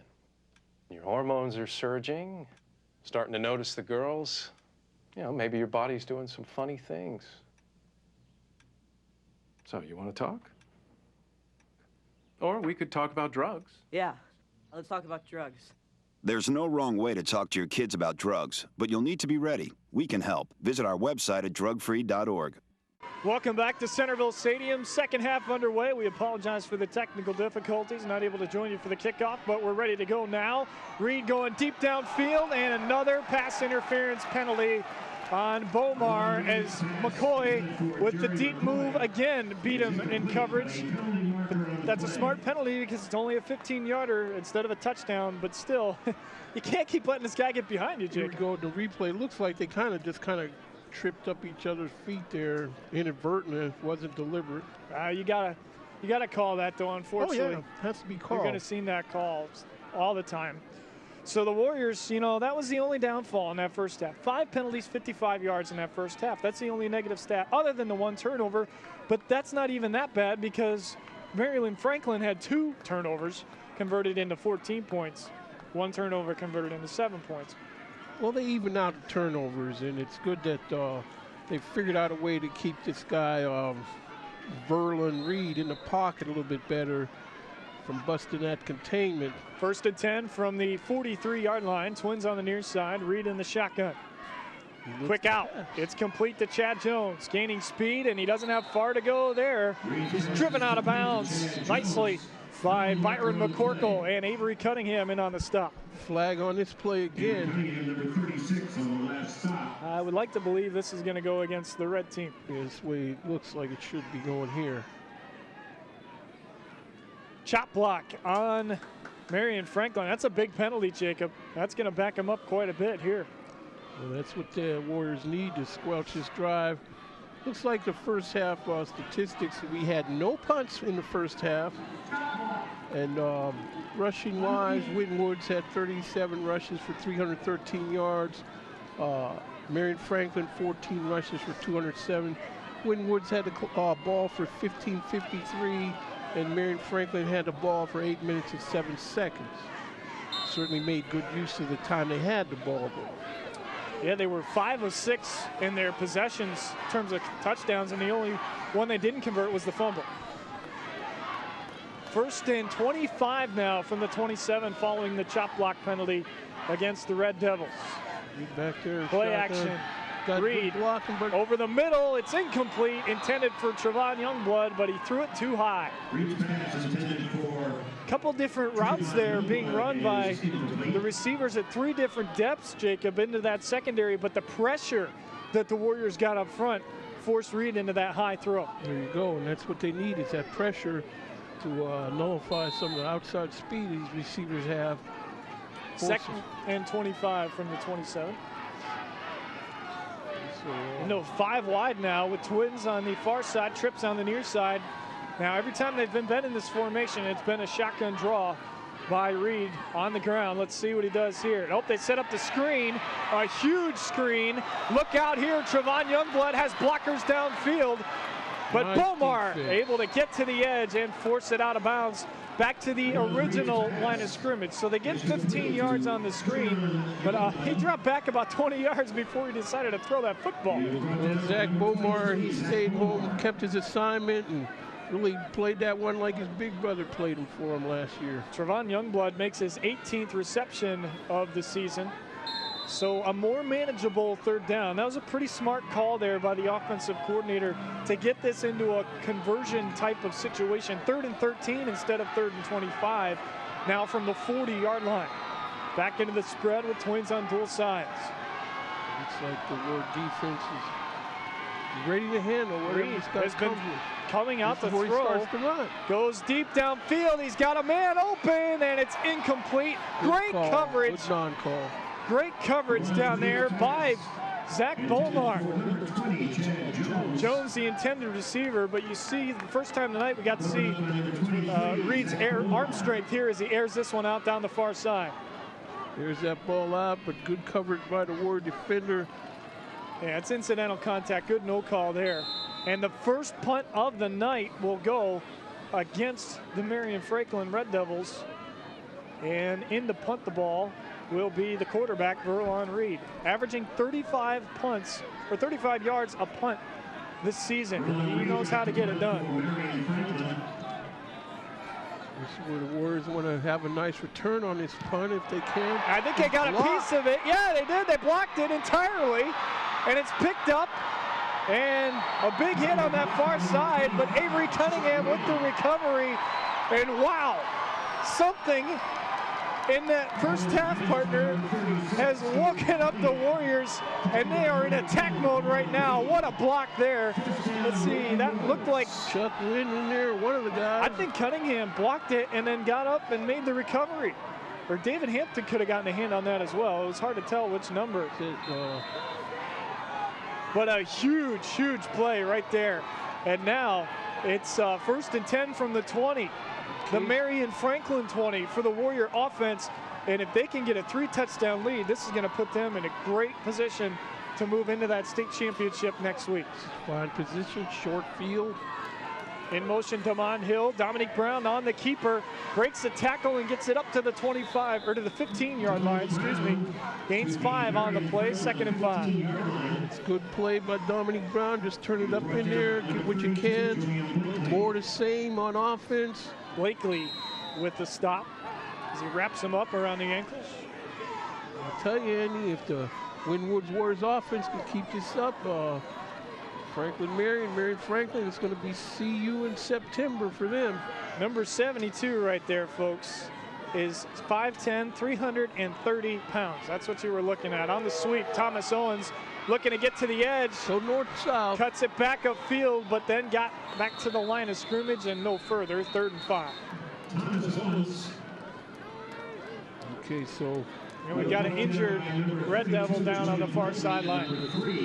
The attrition of this game starting to mount on the Red Devils.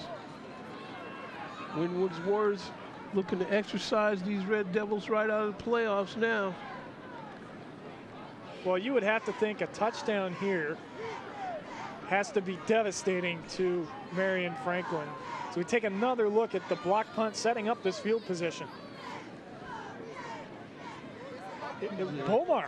It was Bomar that got, oh no, you're right, it was Chuck Wynn that blocked the kick. Number 25 there for Winton Woods. Well, these guys are stepping up, though. No one's assuming that the other guy's going to do the thing, and they're all contributing now, and that's when they're clicking on all cylinders. You know, earlier in the first half, Jacob, we thought that Coach Everhart was going to have to light these guys up at halftime. I think it was the complete opposite after the momentum that they got. That's number 88, by the way, Rushawn Thorpe, the injured Red Devil. But I think it was more of a confidence speech, if you will. Like, hey, guys, we just took complete control of this ball game. We forced their incredible athlete into 2 turnovers. We converted those turnovers into touchdowns. And now all we have to do is go out and continue to put the pressure on them. The pressure is on them right now because they're the ones that are trailing in this ball game. Well, you can sense that everything is starting to go the Warriors' way. And as long as they can, you know, keep these yellow flags off the field, cheap penalties, and execute what they do well, things are going to be right where they need to be for this coming week. I mean, again, coming into tonight, folks, first time in the history of both of these schools that they have been in this position in the state semifinal for Division II and the OHSAA.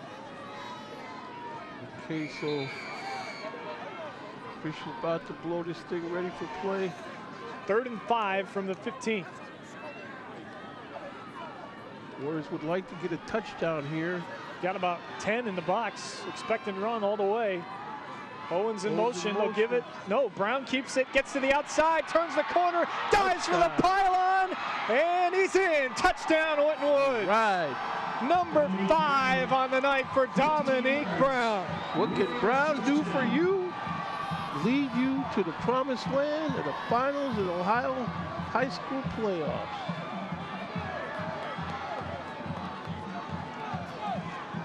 In the first half, Dominique Brown had 19 runs for 131 yards and 4 touchdowns.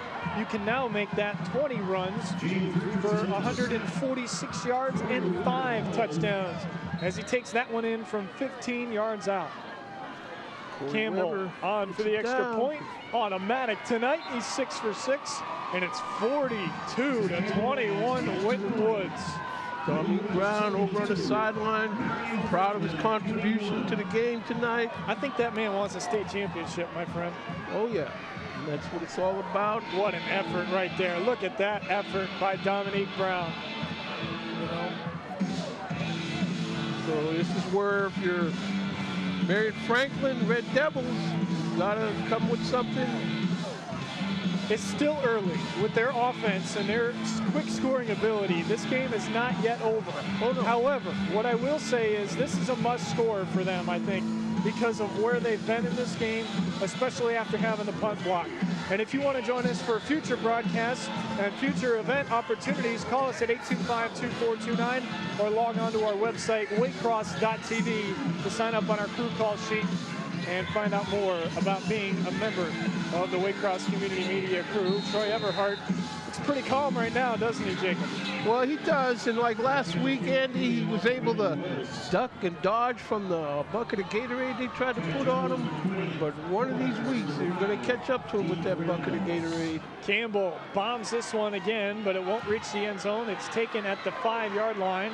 This is Harris, Paul Harris, trying to cut it back. He's going to be surrounded, but he breaks free again. I don't know how he stayed on his feet. Nice tackle by Juan Glover, but a great return by Paul Harris out to the 32-yard line.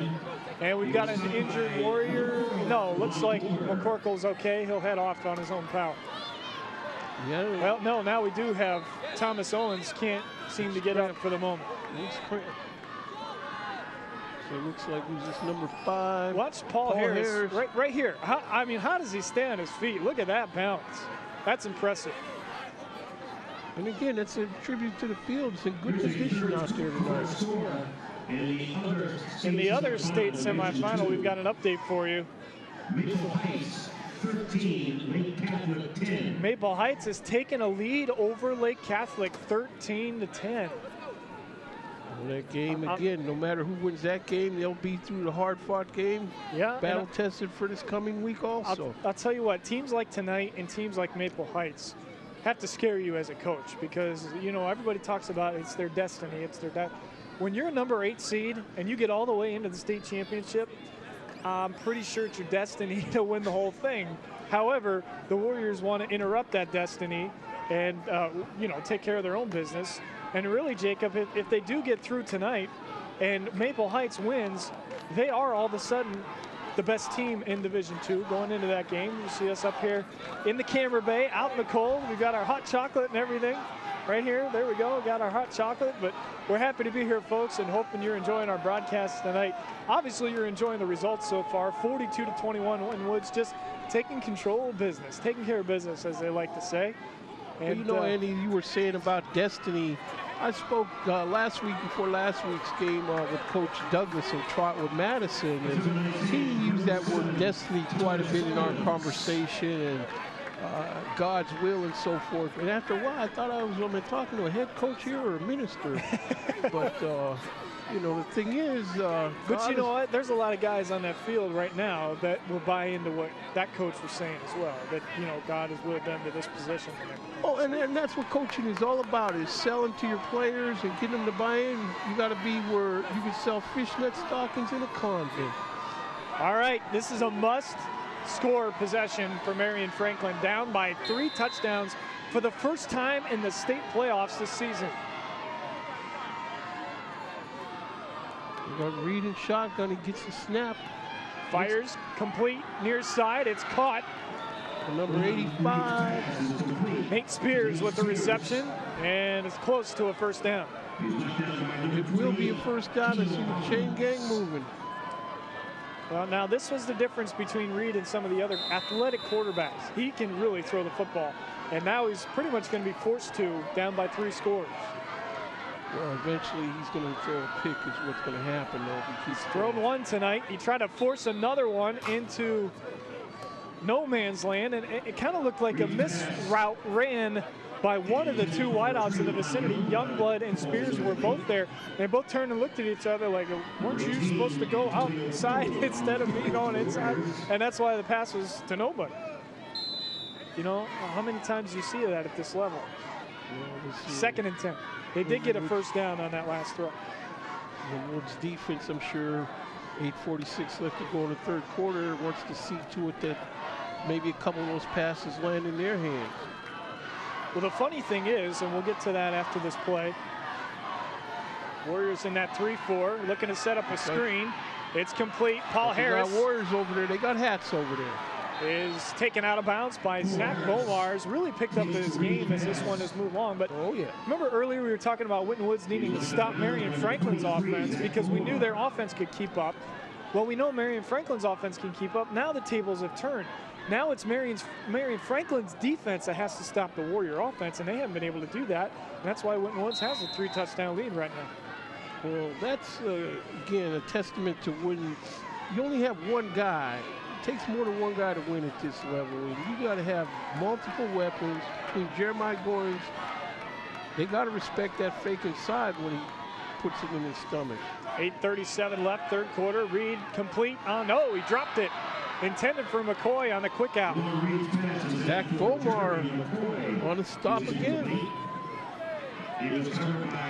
4th and 5 in a precarious position right at midfield. I think they're going to go for this here, especially after having that last one blocked. Pretty much 4-down territory the rest of the game for Marion Franklin. And even at that, they better have a good play call, but not just out here heaving it up. And you definitely have to convert this now. So the crowd on their feet, and it's the Marion Franklin crowd that's trying to get behind their guys and pick up this for 5 yards. And we've got a penalty flag. Too much time is all that could be. And a delay of game. This is a huge penalty against Marion Franklin, folks. Yep, because now they pretty much might as well punt. It's 4th and 10 instead of 4th and 5, and you're further back into your own territory. If you don't convert, that's where Winton Woods would take over. Yeah, they got to punt now. You would think. You know, again, it's early. There's still 8.5 minutes to go in the 3rd quarter. I mean, yes, you're down 3 touchdowns, but to me, this seems like a panic mode call right here. Back into the 4 wideout set with trips on the near side. Winton Woods can't do anything that would cost him an automatic first down in the way of a penalty. Reed on the rollout, thought about running, now throws. It's complete to Youngblood. He's got the first down and more inside Warrior territory, down to the 32-yard line. That's a pickup of 24 on 4th and 10. He's knocked out of bounds.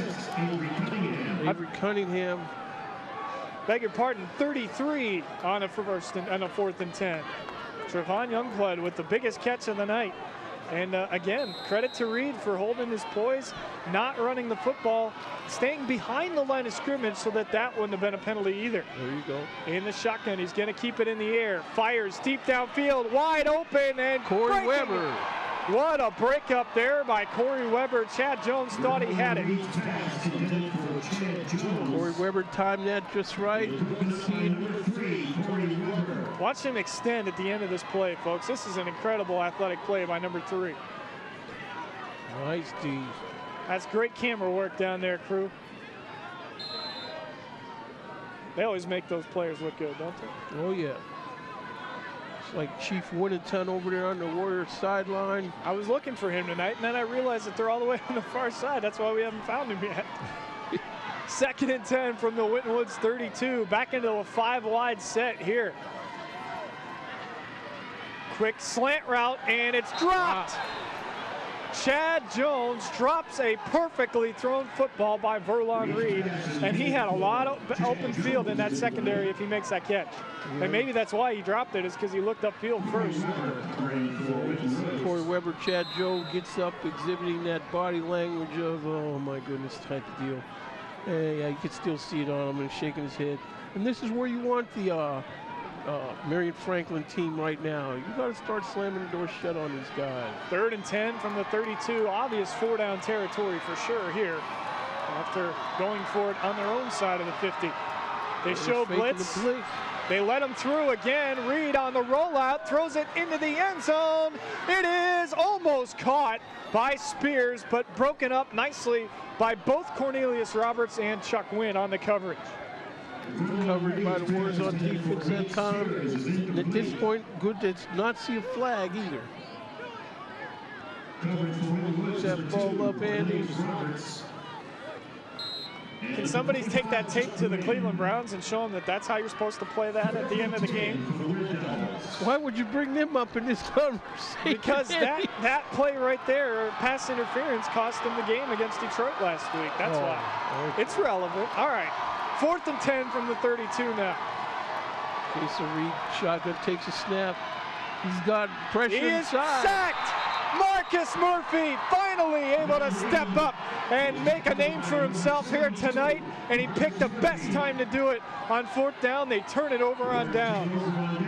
Reed thought he had an opening. There he goes. He was off and running, but Marcus Murphy, who was credited by Troy Everhart in the paper this week as maybe the single reason why this defense has really turned it up these last 3 weeks. Well, he comes as advertised in this playoff game tonight, Andy. Rock'em, sock'em, robots. Well, I hate to say this, Jacob. We thought this wasn't going to be a blowout, but the Warriors have a chance to split this thing wide open here. Okay, so we'll go back to the power run with Jeremiah Goins. Breaks loose. Stays on his feet. Sets up a nice block. To the 40, all the way down inside the 30 to the 28-yard line. That's a gain of 46 on the run. And a 1st down for Winton Woods. This is where Jeremiah Goins is asserting himself as the beg your pardon, 39-yard run by Goins.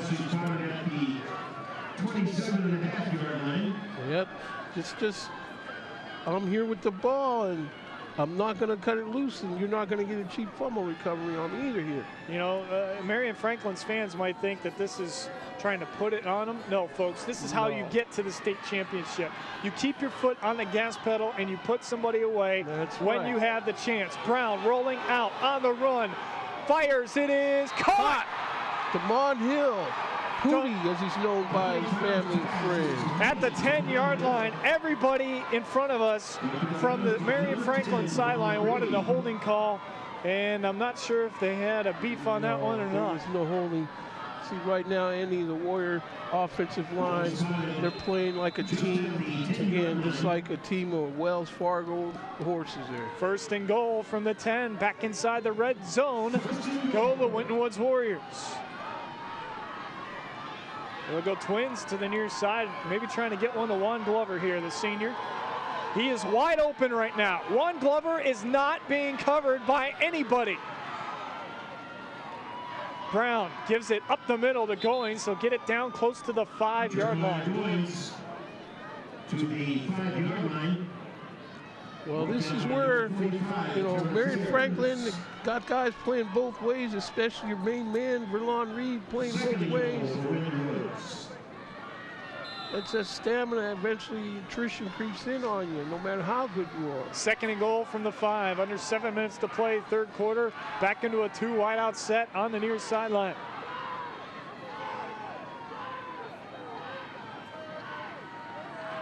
Again, Goings up the middle.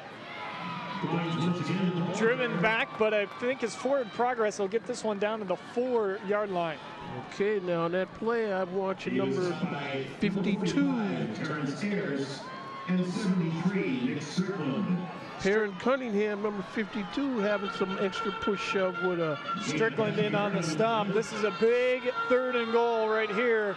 And for the Red Devils to have any shot at coming back, Jacob, they cannot let this get into the end zone.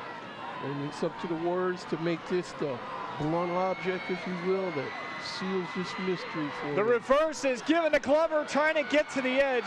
He'll get there, makes one move, and he's knocked out of bounds down at the 3-yard line. Good pursuit. It's Verlon Reed again. That's why he's playing both sides of the football. A pretty big hit there by Reed. Yeah. But now an interesting call here on 4th down. Personally, I think you kick it and take the automatic 3 points, but I don't know that Coach Everhart is going to do just that with the success he's had on the ground in these situations tonight. And he's going to keep it on the football field, and they're going to go for this. Okay, so he knows that the worst thing come out of this is a long field for the Red Devils. Brown on the keeper, he's in, touchdown Warriors. That was way too easy. And again, a dominating performance by the offensive line. Just get that hole wide open. 6th touchdown of the night. That's a new career high in one game for Dominique Brown.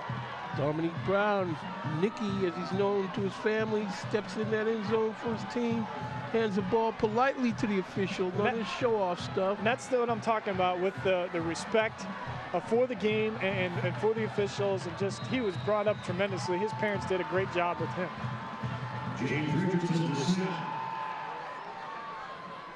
So Campbell trying to make it 7 of 7 on the extra point attempts. So you got a whistle here. A timeout, I think, had to be taken by the Warriors. They didn't have enough men on the field, and that's exactly what happened. That's the first timeout of the second half. They'll have 2 left. Marion Franklin has all 3 of their timeouts remaining.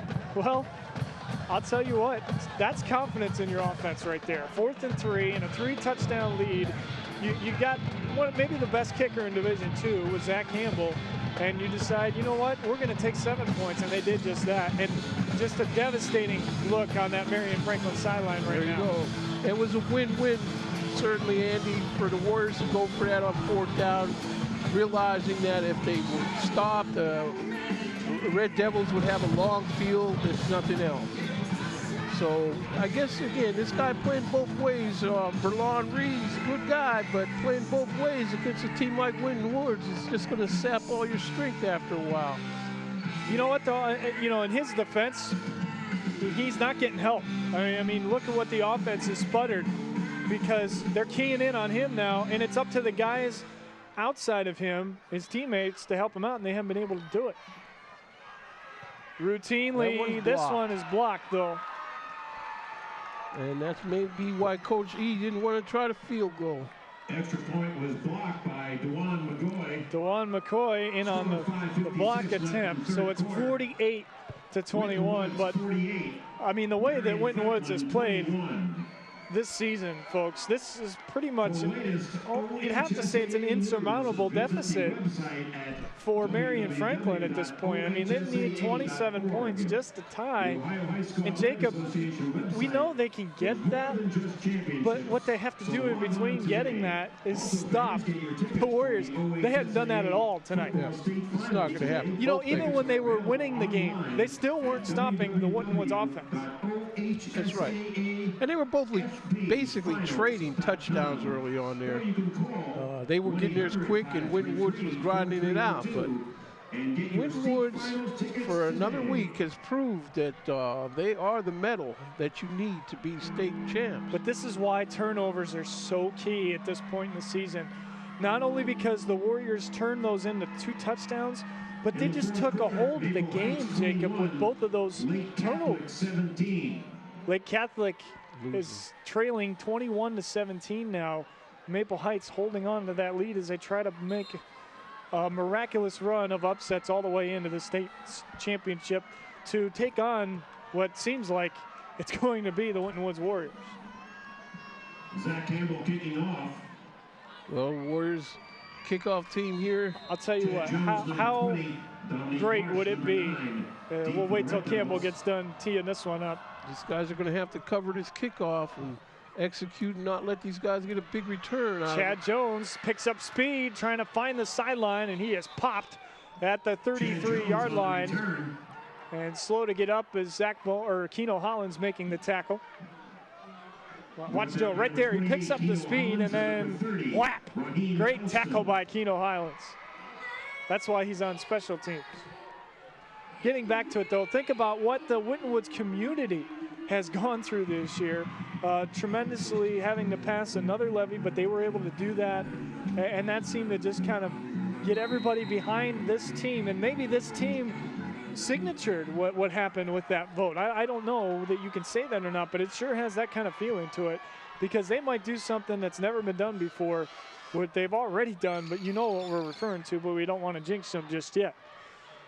Reed out of the shotgun, going to get back to the ground, and he's got a lot of running room, but can't get to the edge. He'll move it up to the 40-yard line. It'll be 2nd and 3 on the 7-yard gain. Warrior defenders now got a better bead on what this Reed is going to do, and he's not able to fake anybody and just quick step him like he did earlier on in the game. I mean, you just need to stop him, you know, and Coach Everhart's going to look at this tape and say, we could have won this game 49-7 if we could have just stopped him earlier. But, you know, look, a win's a win. I mean, oh, yeah. You know, when you're into the state championship, you're doing something right. No coulda, woulda, shouldas, as long as you come out with a W at this point. Trips on the near side. In motion goes Youngblood. Looks like we're going to get a blitz from the Warriors. Right up the middle. It's picked up by the fullback. Paul Harris trying to turn the corner. He does as he eludes Corey Weber and brings it all the way out to midfield. That's a first down as he gets to the sideline, but the clock will continue to run after they set the chains. He did not get out of bounds. Comes up and does the right thing by turning him inside where he's got help. He just passed him on to his teammates. That's all he did right there. Nice tackle there by number 55. We've got the call for the first time tonight, Walt Richardson. Okay, and at some point, Andy, you got to figure that I'm sure this Marion Franklin team probably has some kind of trick play that they may have to try to pull out. Oh, again, they bring the pressure. Reed this time breaks containment, makes a nice move, gets around Bomar, stays in bounds, and then runs out of bounds at the 25-yard line. A pickup of 24 and another first down. Looks like Corey Weber took a big block from number 85 of Marion Franklin. That's Nate Spears. Nate Spears. And this kid is going to, I think, have a great college career with the ability that he has. He's going to get the coaching he's going to need. Well, to hear you tell it, Andy, you want him to go straight to the Browns. No, I want him to go straight to Toledo. Then he can go to Cleveland after that. Blitz the safety on the slant route. It's incomplete. Almost interception. Zach Bomar kind of skipped through the 5-hole on him. I like the hockey reference. Nicely done, partner. He was covered by Zach Bomar. That's the first. I got you to use one of those last year, but you're bringing it in late this year. Don't forget, folks, we'll be covering the St. X hockey team coming up on December 19th, so tune in for that one. Excited to get back on the ice.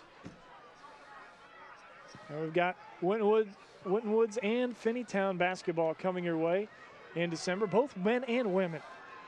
Of course, the girls and boys, I guess, in high school. 2nd and 10 at the 25 after the incompletion. Okay, so we got Reed back there. Shotgun. Youngblood goes from left to right. They bring the pressure. Again. It's complete to Youngblood on the near sideline, but he only gets about 5 yards on the play. So 3rd and 5 coming up here for Marion Franklin. Chuck Wynn on the stop, forced him out of bounds. Chuck Wynn playing his normal good ball game, but it looks like he's kind of favoring a leg a little bit. I don't know. It's surprising that with all the cold weather tonight that we've seen so much cramping out there. 3rd and 4, they'll give him 6 on the completion. Back into the spread they go with twins on both sides. Jones lined up in the slot on the left, Youngblood in the slot on the right. They go to the out route, it's complete. Breaking a tackle, McCoy, he's into the end zone. Touchdown, Red Devils. Zach Bomar missed on that tackle. A 19-yard touchdown pass, and the Red Devils are back onto the scoreboard for the first time since the beginning of the second quarter. It's now 48-27. Yeah, that defense could have been played a little bit better, but this is where you don't want the Red Devils to get new life on you. Miss that tackle, let that guy turn it in for a score. Certainly they're going to have to face an onside kick here. What do you think, Andy? At some point, I'm not sure if they're going to go for it just yet, but you're right. It's coming sooner than later, I'm sure. Little on for the extra point, and that one is right through the middle. So it's 48-28 now. They've cut it down to 20 points. again, Jacob, until they stop the Warriors' offense, if I'm Coach Everhart, I'm not concerned about them scoring right now because you know your offense is going to go out and get it right back the way that you've been able to. I mean, 6 touchdowns by Dominique Brown tonight, 1 by Jeremiah Goings. You know, 7 out of 8. That's pretty good. And, you know, you made them drive the field. You didn't let them get big chunks. They took a lot of time off the clock in getting that touchdown. They took about 3 minutes off the clock right there. That's right. And they need to get quick scores. So you're okay with that. Yep. Like you said, it's about winning right now. It's not about how you win or how much you win by. Right now, it's just getting the win and getting into that state championship. It's like I said last week, this is one of those just win, baby games. Well, how about football in the Cincinnati area this year? You've got the Warriors, you've got Wyoming, you've got the Bengals, you've got the Bearcats who won again today. They've got a huge game with Pittsburgh next week, folks. That is going to be the season for the Bearcats. Elder's still in it, that's right. Elder, I'm sure, is looking to go in there. They did a good job defeating the Redskins last week. I'll tell you what, I have to give Coach Giesting and his crew a lot of credit. They do try the onside, but a nice recovery made by Avery Cunningham. Avery Cunningham in there. Well, they had to try it, Jacob. Oh, yeah. I mean, you know, I might try to see if my defense can get me one stop and kick it deep there, but obviously I don't feel like they're going to do that, so they'll make it a short field once again for Dominique Brown and his offense. Well, this is where the Warrior offense has to stand up here and grind it out, eat some clock. But you can't help but be impressed. I know Anderson's a rival of Winton Woods, but what Coach Giesting did with the team he had going from Division II all the way up to Division I and still making it deep into the state playoffs just shows you what a heck of a coach he really is. Oh, yeah. And with the talent. Dominique Brown, he's dragged down before he could get that pitch on the option. It's like somebody on the... actually lost a yard there, 2nd and 11. Marion Franklin defense says we're not giving up yet, and looks like we got again number 10 out there, Verlon Reed. He's one-on-one with Juan Glover on that far side. Damon Hill in motion. Dominique Brown on the pitch. Look out! Hill got the edge. Cuts it back upfield. That's going to get on the first down inside Red Devil territory. He's down at the 38-yard line. 1st and 10, Winton Woods after a 22-yard run.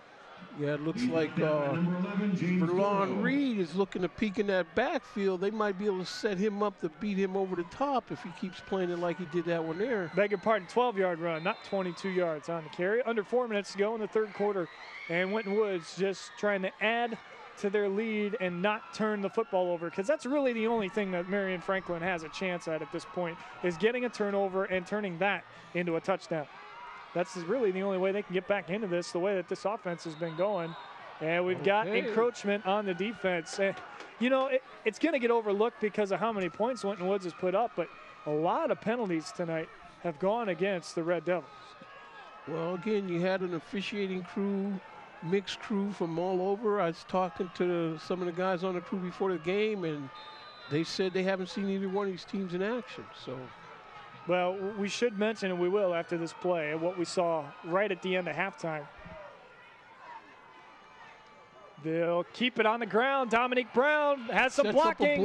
Gets to the corner, trying to get all the way in. He will. 36-yard touchdown run, number 7 of the night for number 10 in the white. Penalty marker on the play.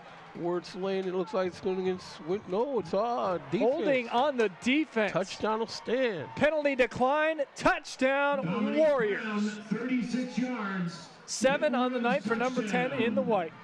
Battle of the tens. And Winton Woods wins. 54-28. They could get 70 before this one's over, the way that they're going right now. A personal foul has been called against Marion Franklin. It will be assessed on the kickoff. Another awful undisciplined penalty. And I was just getting ready to credit the head referee bringing Verlon Reed, one of the captains, not because he was involved in any altercation, but one of the captains and 2 of the captains from the Warriors to midfield and letting them know that what we saw in the first half, which was a player get punched in the head and then that player got ejected for punching him, they don't want to see any of that stuff anymore. And up until that, They got a fake field goal here. They pitch it to Goings. He will get in, I believe. Well, it's 2-point conversion. Yes, there. he does. 56-28, Winton Woods. Carries for the 2-point conversion. It wasn't a fake field goal. I apologize. They were actually in the formation all along. Nice block by Perrin Cunningham to give Brown time to get that ball off. There's no question about that. And I think the only reason they did that was because the last extra point was blocked. Yeah. And they just wanted to keep it within a 7-point increments, which now, once again, it's a 28-point deficit. But getting back to what we saw in the first half, you know, look, you're going to get frustrated. You know, you're competing, you're competitors. We understand you're going to get upset, but we just ask that you refrain from anything extracurricular, like a punch, like some, you know, excessive swearing or pushing or anything like that. And that's what they said at halftime. Now you're seeing that frustration, unfortunately, being taken out on the Red Devils as they commit the personal foul, which moves this all the way up to the Marion Franklin 45. And Zach Campbell's like, this one's going to go through the uprights off the kickoff. Well, you know, with these penalties and the impact of the ejection, number 22, Devontae Taylor, being thrown out of the game there for the Red Devils, that had impact because he was a contributor on their defense up until that point. Zach Campbell kicking off. So after the personal foul, they'll tee it up from the Marion Franklin 45-yard line. And just out of the back in the end zone, that's pretty much an automatic right there. 1st and 10 from the 20. Again, doesn't matter what Marion Franklin does. They cannot stop Dominique Brown and the offense. And, you know, because of that, it's pretty easy to say that this one is in the books, and the Warriors are heading to their first ever state championship. Well, this is what they were hoping for. They had, like I said earlier, they had turkey on the Thanksgiving menu, but what they want is ringneck pheasant under glass for Christmas. Drinkbook.com for more information. So they'll go back to the air here. They have no choice. Now they need to score and score quickly. Well, this is an example of when you got guys playing both ways, especially a key player Reed, quarterback. And another misconnection. Spears went on the seam route. Reed read the out route, and it's incomplete. It is incomplete. Okay, Andy. Now, this is the only downfall about putting a team this deep into a deficit is they're going to throw the ball, and if they don't complete it, we're going to be here for another hour because the clock's going to stop. Well,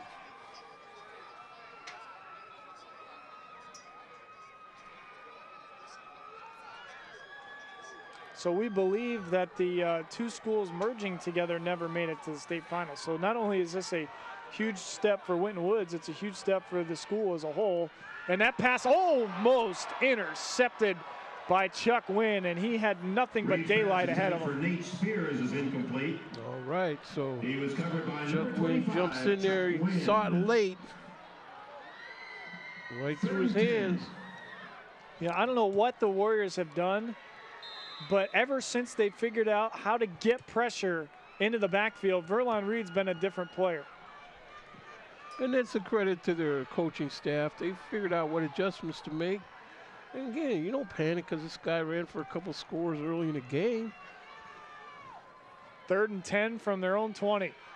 Reed with the ball. Blitz off the edge from Cornelius Roberts. Here's where he takes the hit. No, this guy can run that ball. I think he might have gotten it all the way up enough for a first down to the 30-yard line. A penalty marker on the play. But a flag is down, and that's typically in the area of holding. 18, Antonio Poole.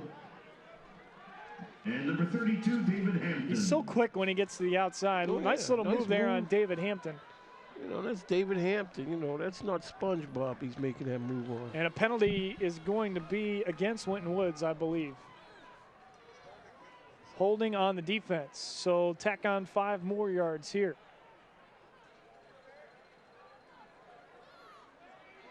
Holding on the defense.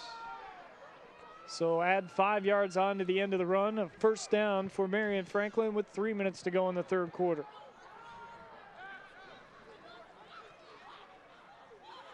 So with the Warriors defense moving back, getting ready to set up this next snap of the ball.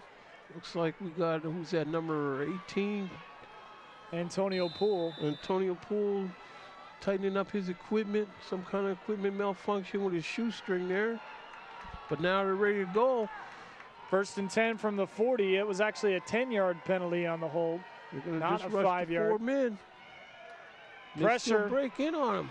Reed throws it complete to Youngblood down the sideline, knocked out of bounds at the 38-yard line by Antonio Poole, and that's good enough for a 22-yard completion and another first down. Nudged out of bounds by number 18, Antonio Poole.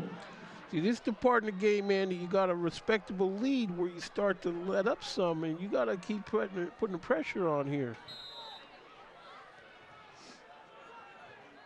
So smart play to get out of bounds and stop the clock. That's what they need right now is yards and no clock movement.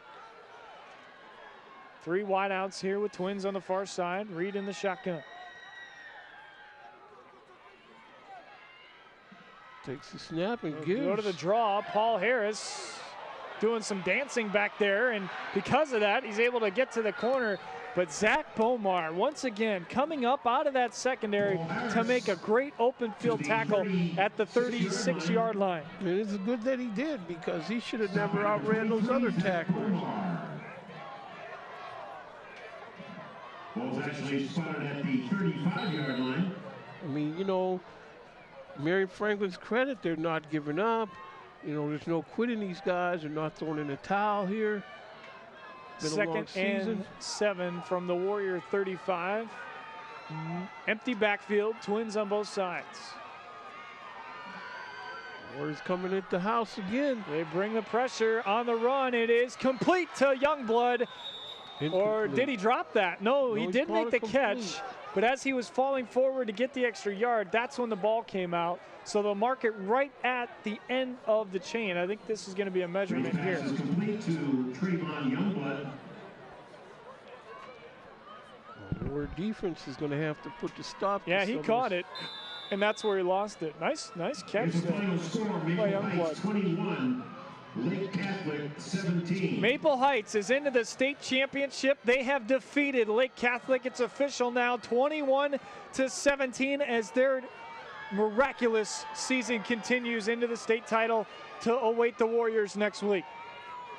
Reed back to pass. Deep down the middle, it's open and caught. Jeremy McCoy with a beautiful catch on the post route.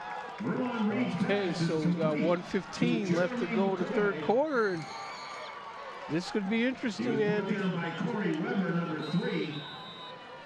See, that's pass they worked on in practice. They worked on that pass. First and goal from the 6. Marion Franklin gonna make this a shootout. Touchdown on the fade route. Yes, indeed. And they reward McCoy with the nice catch. His 2nd touchdown reception. Corey Weber over there in coverage. But the play was well executed by the Red Devils. Nice fade route, like you said, Andy. And nice spin on the ball. And this is where the Warriors on special teams are going to have to recover this onside kick. That's now 18 touchdowns and 10 interceptions. It's on the season for Verlon Reed. This is where Little converts onside kick. Extra point, and it's back to a 21-point deficit. 59 seconds left to go in the third quarter. Like we said, partner, they can score, and they're going to continue to score. If they can't stop Winton Woods, we're going to be here all night. It's going to be 80-60 before this one's over. Yeah, well, to make this thing get over is where we need Winton Woods' offense to be grinding out through the clock here. The ball bounds. You don't want to keep giving these guys the ball now, because it looks like whatever they've done, they've made some adjustments and figured, I don't know if Winton Woods is playing the old prevent defense here or what, but looks like Marion Franklin has new life. Well, they've scored what they've been averaging coming into tonight, and that's 35 points a game. But if you're just joining us, we do know that one team is into the state championship in Division II. Maple Heights pulls off another upset as they knock off Lake Catholic 21-17.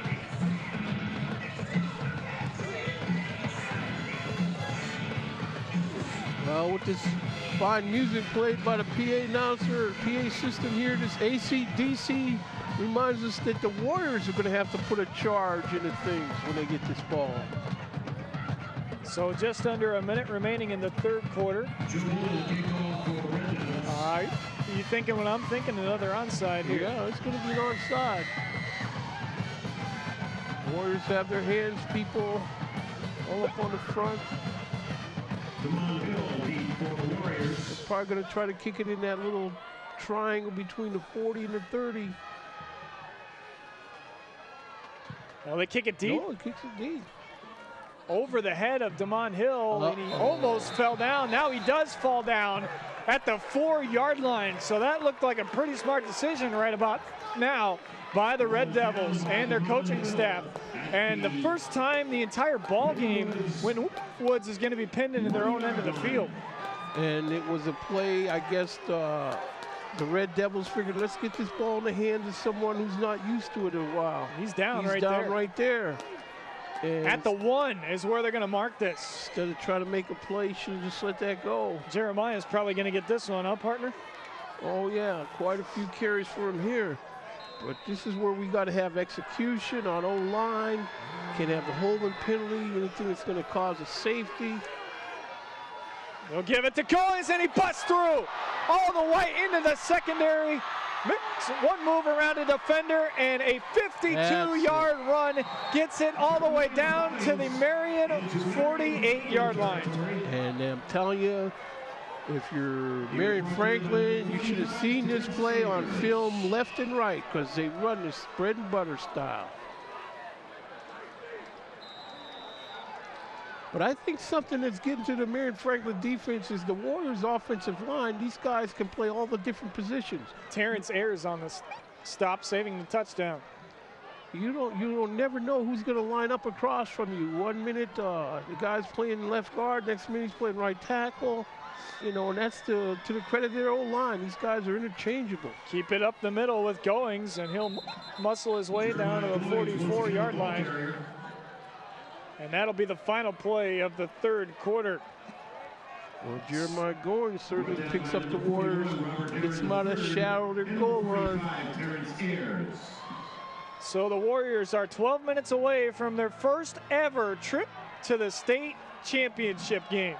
That's the end of the third quarter with the score, Winton Woods. Impressive start to the second half by Winton Woods. They block a punt on the first possession, and then they put up 21 points in that third quarter to extend their lead to 56-35.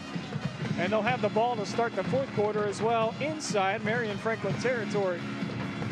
Well, this is where Warriors can, it's like the old home stretch in horse racing. They can smell it now. Ears pinned back, tail up, and this is the run to the finish line. And it's going to be see you in September for the Marion Franklin Red Devils.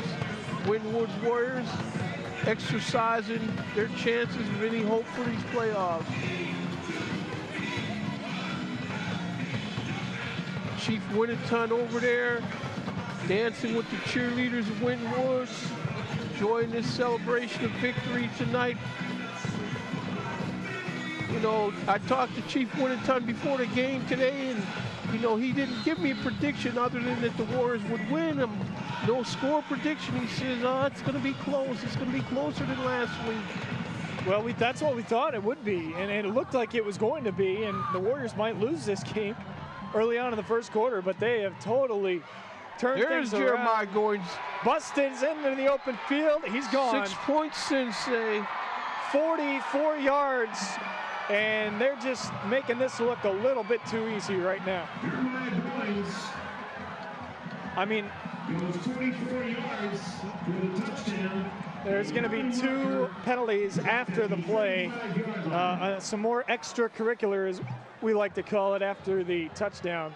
And maybe Marion Franklin feels like Winton Woods is trying to show them up with the score? I don't know, but the fact of the matter is, where's Jeremiah going to go if nobody's there to tackle him? The only place he can go is into the end zone. That's right. There's no trying to show anybody up. You know, we're out there to play, and if you can't stop us, then you showed yourself up.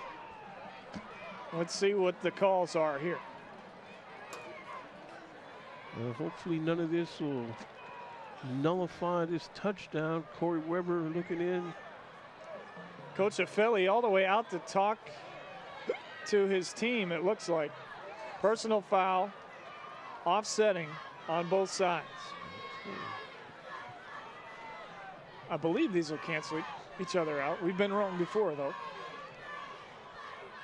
Usually if they don't announce it. Looks like where they got the ball, it's set up for an extra point attempt. I don't think we'll see the penalties here because we're following the touchdown.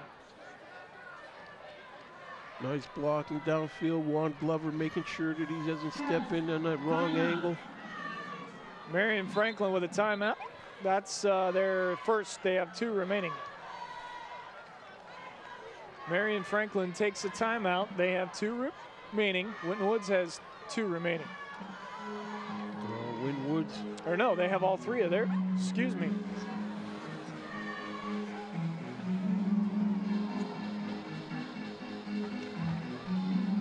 At this point in the game, 62-35 score, 11:51 left to go in the contest.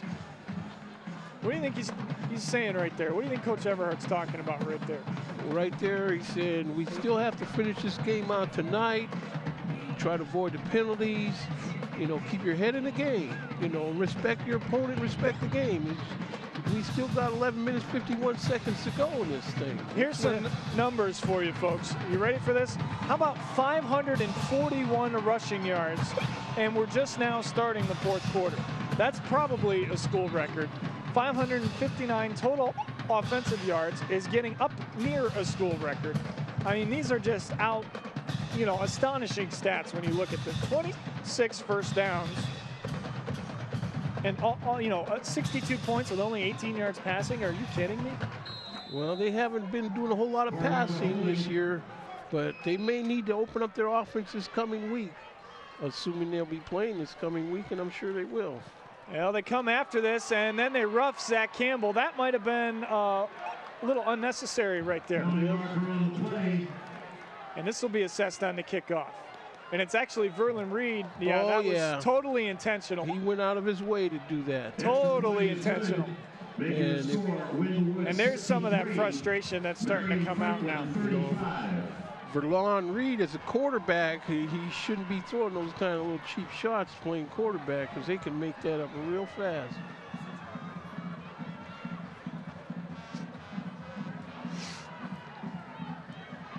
Well, I'm sure the Warriors fans and their faithful will be heading up Interstate 71 about this time, or no, the game this coming week will be on a Friday again, won't it? No, I believe all the state championships are played on Saturday. Saturday, okay. So about this time next week, they'll be heading up 71. I guess you're wrong. I guess we're wrong. They will be playing on Friday.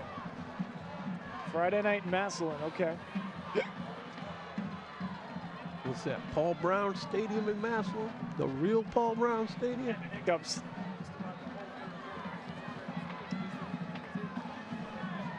Paul Brown Tiger Stadium is the site for the state championship. Of course, that's not a very long ride for Maple Heights. It's going to be more or less a home game, for, of course, and it always is. Wow, look at where they're going to mark this ball for the kickoff. I wouldn't even put a team out there. Well, you have to do that or Winton Woods will get the ball back, but I'd do an onside kick here now.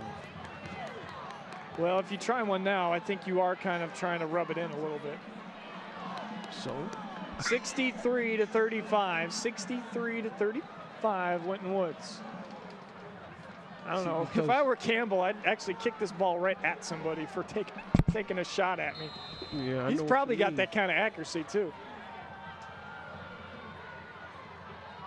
We'll have to watch all these plays from here on. Yeah, they do kind of onside it. This will be taken by an up back, number 51 on the reception, Leo Smith.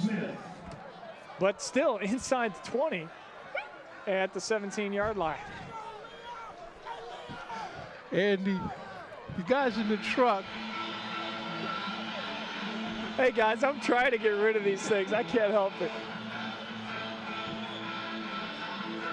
You guys can laugh all you want. I'm trying to get through this here. I've had the hiccups for about the last half hour, folks. I just can't seem to get rid of them. Andy, I don't know what's in that hot chocolate. You know, they serve I think here. you know what it was. It was the combination of the hot drink then the cold drink. That's what it was. So, all right, 1st and 10 from the 17. Hey, you couldn't even tell until that one slipped out.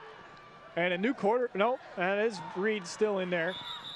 And I thought maybe we might see a Warrior send the message back, but I'm glad not to see that. Well, they'll get a legitimate chance at it. I mean, I would like to see this guy go ahead and stay in bounds. I would like to see the clock move because there's no way on this green earth that Marion Franklin can come back and win this football game, folks. It's a 28-point deficit with 11 minutes to go. They would need 7 points every minute and a half, and that's just not possible. It's just not. Yeah, I mean, to their credit, they don't want to throw in the towel, but don't make the rest of us suffer because of. In the shot, it looked like a little movement on the hip of the back there, but pump and go. And this one is way overthrown, intended for Spears on the far side. Chuck Wynn defending for the Warriors, still hoping to get that pick that he almost had a few minutes ago. Chuck Wynn, number 25. Clock stops, 3rd and 7 from the 20 after the 3-yard run on 1st down by Verlon Reed. Look, he's done his part tonight, although he'll probably be criticized for his turnovers more than his successes tonight, but you definitely cannot put this on his shoulders. Their defense just hasn't had a chance of stopping the blue and white tonight.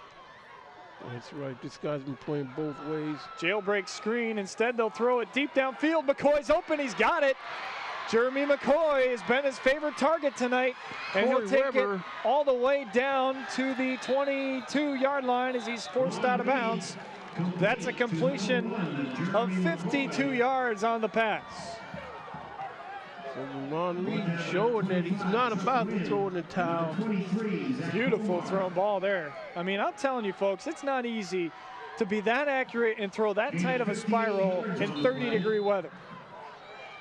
And he's done right out of Corey Weber's tackle. With guys chasing you down your backside, by the way. So all the way down to the 22-yard line, a pass of 52 yards. And 1st and 10 from the Winton Woods 22. They're almost inside the red zone.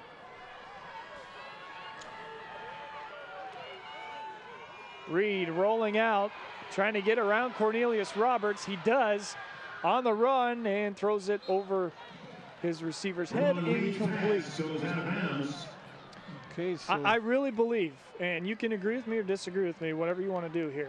The interception by Corey Weber has the turning point in this game. Well, that evened up everything, and possibly probably is. You saying that's a game ball for Corey Weber there? I'm not saying he gets the game ball. You can't not give the game ball to Dominique Brown tonight. He's got a career-high 7 touchdowns. But Corey Weber's interception has won this game tonight because it took everything that wasn't going right and made it right, and then some. And they just played a steady game on both sides of the ball. Didn't let adversity have a bigger impact than it needed. Reed tripped up and sacked by Marcus Murphy, his 2nd of the night. Woo. That's what I'm talking about. Reed is sacked by number 72, Marcus Murphy. This kid is a football player, folks. And it's games like this and attention that he's been getting from his head coach that will get him some looks to play at the next level as well for next year when he comes back as a senior.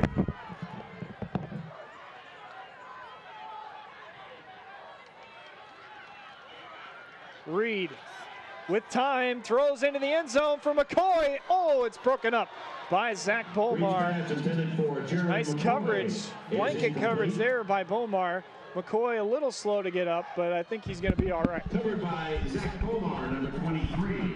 So I'll tell you, if you want to give a game ball to anybody on the defense, maybe Zach Bomar gets it because what he's been able to do against their receivers tonight has been impressive. I mean, yeah, he's been beaten once or twice, but when it's 63-35, you can't really focus on that, I don't think. And you have to look at the plays he's made rather than the ones he hasn't. And he's made more than he hasn't. Oh, yeah, he's made step-up plays tonight. Either way, the whole team. 4th and 20 from the 33. Go ahead, partner. This is a team effort tonight on both sides of the ball. Reed is going to be sacked again, this time by number 58, Cameron Brown, the senior. Finally gets his name on the stat sheet tonight. So this Reed, again, like you say, and he can't do it all. He has no one else contributing. Now listen, after seeing the shot taken at Campbell, okay, and seeing some of the penalties tonight, you've got a 4-touchdown lead. If I'm Coach Everhart, my second unit's going in. I'm done with Dominique. I'm done with Jeremiah. I'm done with Juan Glover. I'm not taking any chances of those guys getting hurt this late in the ball game with the state title on the line next week. And I would say that's not a bad way to look at it. Whoever you put in there at this point ought to be able to do their job. Here comes Gary Underwood. Coach Everhart and I like to think alike sometime. Also, Zach Bomar, or no, that's Campman. Kemper. Aaron Kemper in the backfield. Again, Aaron Kemper looks like to be the heir apparent to Jeremiah Going. Penalty flag, encroachment on the defense. This has got to be about the 11th or 12th penalty tonight. It's just been awful from a yellow flag standpoint for Marion Franklin. They just can't seem to stay disciplined enough, even on simple downs like 1st and 10. And again, their coach indicated to me that they had problems with discipline, penalties, and so forth. But they got a lot of underclassmen on this team. They'll probably be back next year. 1st and 5, Underwood again in to play quarterback. He hands it off. This is Aaron Kemper right up the middle. And he might have gotten one, if any, right there on the carry. And now not only does this not risk injury, it also, I think, eliminates that breakout 50-yard touchdown run ability. Now, Aaron Kemper has that ability, but not quite where Jeremiah is. Underwood not quite where Dominique Brown is. We're just saying, I think Coach Everhart wants to get on the bus. And well, that shows you what kind of game this has turned into. We didn't even pick up a fumble there when he carried the football. 2nd and 3 after a gain of 2 officially on the sweep. Look out, that's a terrible toss. Somebody get on that ball. But DeMond Hill able to recover it in time. Okay, now you got your second teamers in there. Don't expand the playbook. Just a basic play. Just a really bad, timely pitch there. But credit to DeMond for staying with that one and getting on top of it. So they'll lose 10 yards, but they keep the football, and right now that's all they need to do because that keeps the clock moving. Look, with a 4-touchdown lead, give it to your power backs up the middle. Even if you go 3 and out, what's it going to hurt you at this point? You know, don't even risk something like that happening again. See, so we got a 3rd down, or what? 13 from the 32-yard line. If they don't pick this thing up, they're going to have to punt. And that's a smart play by Gary Underwood. Just, you know, look downfield. Okay, nothing's there. We're winning by 4 touchdowns. I'm going right up the middle. I'm going to take the get tackled. I go down. The clock moves. We'll come out. We'll punt for the first time tonight. This is where tick, tick, tick, tick, tick. That's all they need to do right now. This is where Marion Franklin, and he wants to get in here and probably block this kick. Probably send everybody after this. I don't even think you're going to see Thomas Owens in the punt. It's Cornelius Roberts, the backup punter, in the punt.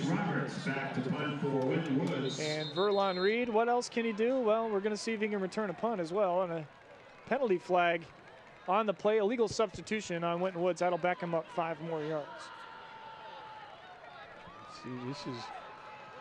So 4th and 17 now. Roberts will stand at his own 15. Reed will stand at his own 44-yard line. And they're definitely coming after this one. Okay, so officials got this ball ready to go. Play clock down to 4, down to 3, down to 2, and another penalty flag. Marion Franklin jumped. Encroachment. And encroachment on defense. So that'll get those yards back they just lost. Moves it back up 5 yards. This is what we call the yo-yo game. It goes one way and then it goes the other. Then it goes one way and then it goes the other. Fortunately for the Warriors, it's going to go their way. It's going to go their way this time. Now a substitution has been made, and Kenyon Hill is coming in to return this punt, not Verlon Reed. Where's Verlon Reed at? Might have him up here trying to block the punt. They're going to let this one go all the way down as much as they can. They get it off. Here they come, but nice kick by Roberts. He bombs this one and gets a pretty good roll. Nice roll. This will go all the way down to about the 27-yard line. J.R. Richardson. 44-yard punt by Cornelius Roberts. Nicely done. 27-yard line. So it brings it down to 7:15 left to go in the game, Andy. 63 to 35.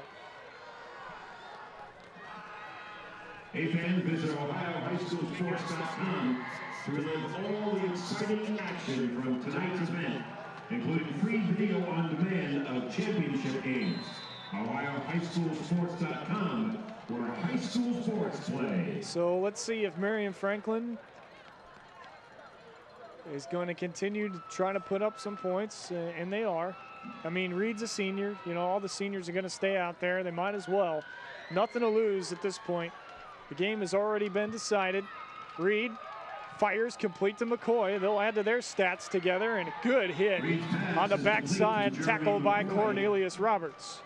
He's stopped by number 2, Cornelius Roberts. I'll tell you what, those hurt when it's cold, but when you're losing by 4 touchdowns and your season's coming to an end, that kind of hurts a little bit more right here, don't you think? Oh, yeah, but the only thing hurts more is not playing in this game. Nice, nice tackle. That's textbook right there. Wrap them up, send them down. Under 7 minutes to go, and the Warriors are 6:40 away from celebrating their first ever trip to the state championship. Partner, we got to keep our eye on that Winton sidelines to see. I'm sure Coach E doesn't want this bucket getting dumped on him tonight either. Reed fumbles, picked on it. It was picked up, but I'm not sure who got it now because Corey Weber, in trying to pick up and run with it, lost it, but the Warriors still recover the fumble. And the third turnover of the night is going to just put an awful exclamation point on this one. And Corey Weber is slow to get up. This could be a big injury here. It looks like he's all right, though. But now that he's up, Antonio Poole is down. Antonio Poole is the injured Warrior and seems to be able to get enough help to get to the sideline on his own. Okay, so they're both kind of hobbled, but they can make it. They should be ready for next week. This point now, like you say, Andy, no injuries interfering with your progress. They got to have a good, sharp week of practice.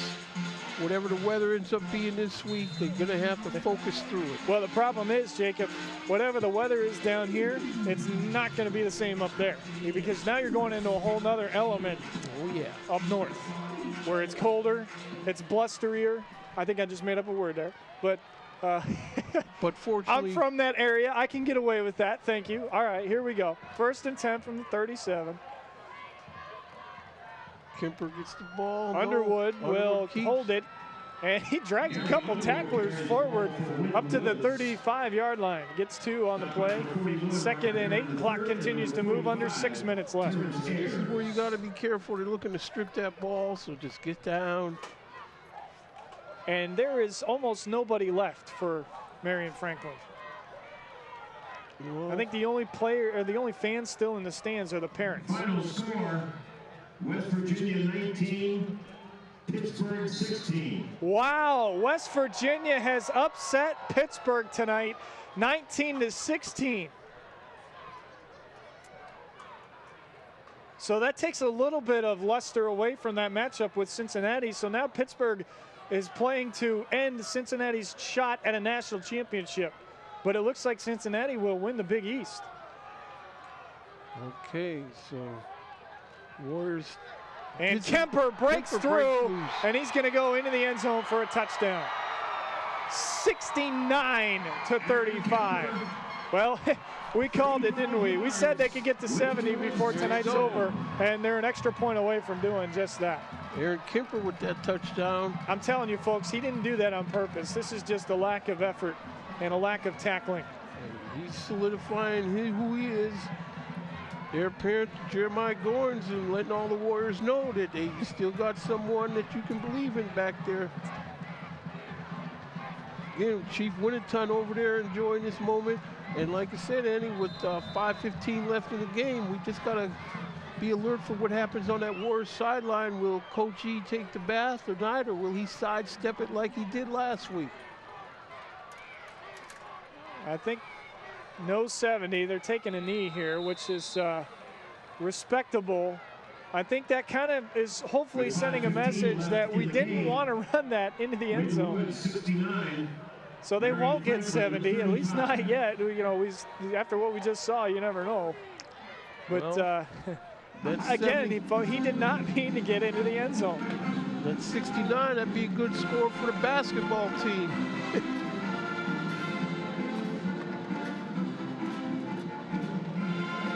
So they're adding the insult to injury here at Centerville. With Marion Franklin being from Columbus, now they're playing Hang On Swoopy to try to cheer him up. I don't get that one. But, oh well, what are you going to do now? I think we're all at a loss for words at how this one's turned out, aren't we? Well, you know, it's up to Marion Franklin now. You know, just run off this since the Warriors didn't try to score. And now it's up to them to just run this clock out and not keep going out of bounds, wouldn't you say? Yeah, you know, I just, if you're Marion Franklin, I mean, I know Reed's a senior and McCoy's a senior, and you'd like to get them more stats, but I don't know if I'd put my kids through this anymore. I think you just try to move this clock as quickly as possible. I mean, officially, Jacob, we're going on over 3 hours now for this football game. And this is supposed to air at midnight, folks. It's going to be cutting it close by the time they get this one back to the studio. 12:30, not midnight. He's got an extra half hour, but it's going to be cutting that one close, Tony. Campbell bombs this one on the ground, and it's picked up by Smith. Smith nice to the outside, got a good block there, drops his shoulder, and they'll take over 1st and 10 at the 40-yard line. On the return for Marion Franklin. Well, if it seems cold to you and me after 3 hours, I can't imagine what the red and black are feeling after going through this tonight. Well, they at least know they won't have to go up north this coming week and face that cold up there. You get ready. So get to know a nearby farmer's agent today. Call 800 Farmers. I think the first unit's still out there for their offense. No, they have brought in the backup quarterback. The backup quarterback, Corey Benson, has finally come into the ball game. So Verlon Reed's career is over, and he will now await his decision of where he wants to play his college football. Benson hands it off, and Jones tripped up into the backfield. Again, Reed has been recruited by Toledo, Bowling Green State University, Kent State, and Syracuse. He does have other offers, but those are the ones that seem to be the most interested at this point. And obviously, you know, he showed signs of brilliance early on in this football game. You know, it just looked like, Jacob, after the turnovers, he never got his A game back. Those really seemed to take it out of him. And when he was down, his teammates fell with him. Oh, yeah. He had nobody else to share the load with him. Benson throws. It is complete to McCoy. No, it's incomplete. And the Warriors' second unit defense is intermingled into there as well. And knocking that one out was number 34, Harrison Butler. Also, Jonathan Barwick in on the stop in the secondary. You know, it seems like, Andy, the Warriors find a way to get penalized quite a bit in these games, but they find a way to overcome these penalties. Listen, folks, I don't think you folks realize what our crew goes through to bring you these pictures tonight. They're embracing the very cold air, they're embracing the temperature, and they're embracing the length of this football game in the process of all that. Benson running out of the shotgun, and he is down at the 38-yard line, back to the original line of scrimmage. It'll be 4th down, and they're going to, I think they're going to punt. They had 3 Red Devils laying on the field there, but I guess they're all up now. You know, I'll tell you what, looking back at the extra point situation for Winton Woods, I'm sure they did take a knee to be respectable, but think about it. Campbell kicks the extra point on the previous touchdown and takes a cheap shot. I think they just didn't want to see anything escalate. So Verlon Reed comes back in to punt. He is their punter. for Marion And Franklin. Juan Glover is going to get an opportunity possibly here. He'll stand back at his own 32-yard line. It's just that it's football, and a lot of these diplomatic decisions are for the Time United out, Nations. Marion Franklin. They did not have enough guys on the football field. Their camera guys up here even like, okay, this is, let's get back to Columbus. Enough's enough. We're done. But, that's just part of the game. Well, the Warriors are looking forward to this trip up to Massillon, Ohio this coming weekend. It's going to be probably about a 2-hour and 45 to about a 3.5-hour trip for them. 3.5 hours? Yeah. They need to let me drive then. 3.5 hours, Well, I can be the Pennsylvania line. You're going straight east and then up. That's the direction you're heading to. So, you figure traffic through Columbus.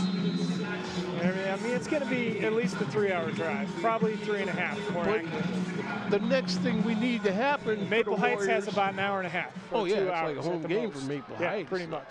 But the Warriors fans need to find a way to get up to that game and support their team. I think you're going to see a good following next week. I've got a good feeling about that.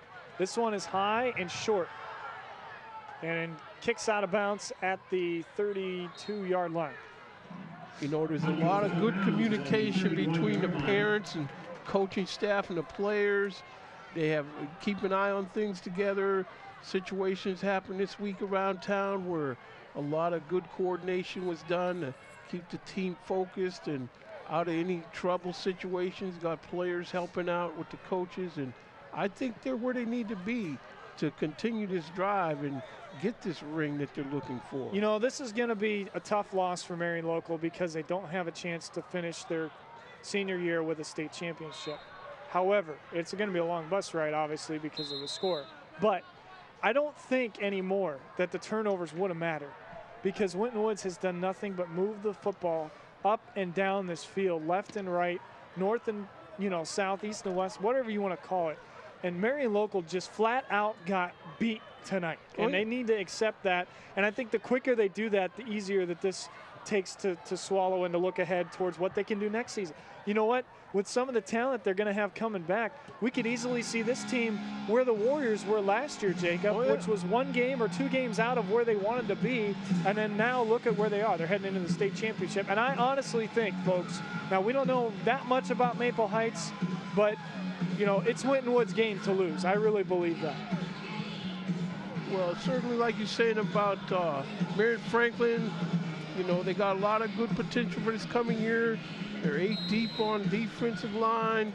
A lot of guys benching big numbers in the weight room. Not that that's what it all is. 1st and 10 from the 31, 3:23 left until this one's official. Disappointing that this game wasn't closer. It was really exciting in the first quarter. Don't get me wrong, we're all very excited for the Warriors, but I think it just kind of it takes away from what this game was about when you just do what you've done all along, and that's just blow people out of the water into the state championship. Well, that's what they do, and see, it's like the old Green Bay Packers almost. You know it's coming, but if you can't stop it, and these teams see film on Winton Woods, they know what they're going to do, but they can't match up personnel-wise and stop it. So you got to tip your hat to Winton Woods after a while that coaching and the guys keep their heart in practice, and they got another week of focus and practice to keep this up. 2nd and 7 after the gain of 3 on the carry by Underwood.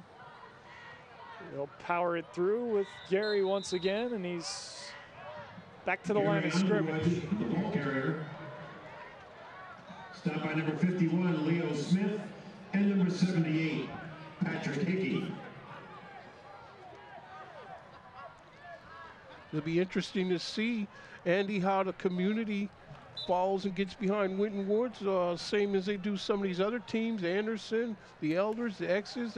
I want to see good coverage on the news and the newspaper about the Warriors. Oh, I'm sure you're going to see plenty of it after this one, partner, because this everybody in the media that did not think that Winton Woods would get to this point, and then obviously into next week, is kind of eating it right now and eating their words. And trust me, they're going to have no choice but to admit to that and give this team as much coverage as they deserve. Because, you know, for all we know, after tomorrow, this could be the only team in the whole area that gets up to Massillon. That's what we're not forgetting here. Wyoming and Elders still have to play tomorrow. And like you say, Andy, if this ends up being the only team from the area, okay. Well, still, I mean, the point is the coverage would need to be there. Canton and Massillon aren't that far apart. They're about 30 minutes away. I mean, that's one of the greatest rivalries in this entire state. I know everybody, you know, the Xavier Elder is real big down here, or the Coleraine Elder, whichever one you want to pick.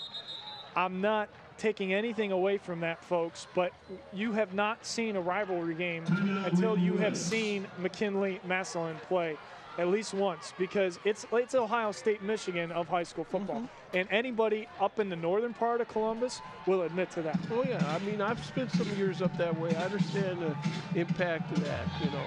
But what I've been impressed with since living in the Cincinnati area these last 2 years is the consistency that the teams down here provide. The Elders, the X's, the Molars, the Coleraines. You know, they're always in it one way or the other. One of those teams knocks out another one of those teams, and then they're moving on. You know, up north, you know, other than Ignatius and Glenville the last couple of years, it's been anybody's bag. You know, that's what's so different up there. Underwood go down. Okay, he does. As he gets the first down on 4th down, and that was just so they can take a knee and put this one to bed. You know, it seems like every year, though, it just ends up being a home game for the team from the northern part of the state. I don't understand why they can't play this game at the Columbus Crew soccer stadium. I think X has played there before. Yeah, that's a good point, but I think there's some politicking that goes on there that I know nothing about, so I'm not going to say anything about that. Did they get Coach E with the bucket yet? Did we miss that part? I see ice on this sideline. I don't see. I think they're trying to hold him down. He's very distant from the players right now, folks. He knows what's coming. There he is. They might already got him and we missed it. But he doesn't look wet to me. Yeah, he's real nimble. I mean, he could have ducked out from it. I mean, I haven't seen him get him yet. Hey, you know, he's going back there right now, and I think the only bucket that he wants over his head is the one this coming week. That's going to do it, folks. The Winton Woods Warriors are into the state championship in Division II for the first time in the program's history, and they do it in an emphatic statement tonight, 69-35 over an extremely talented Marion Franklin Red Devil team, and congratulations to them on an outstanding season, upsetting the #1 team, Louisville, in the first round. Looked like they were destined to the state championship, but this is Winton Woods' year, folks, and they've got a great shot at capping it off with a state title next week. So there's only one game remaining in the quest for the state title, and in order to watch it, you'll have to pick it up on the news. Call us at 825-2429 or log on to waycross.tv if you want to be a part of our future broadcast, which will feature Winton Woods and Finneytown basketball and St. X hockey. Or check us out on the web anytime at waycross.tv. Thanks very much to our extremely talented and hard-working crew tonight. For my partner, Jacob Williams, I'm Andy Sanzata, reminding you once again your final Winton Woods 69, Marion Franklin 35. The Warriors are headed to the state championship. Good luck, Winton Woods. Get it done. Bring it home. Have a great year, everybody. We'll see you for basketball and hockey coming up in the next few weeks. Good night.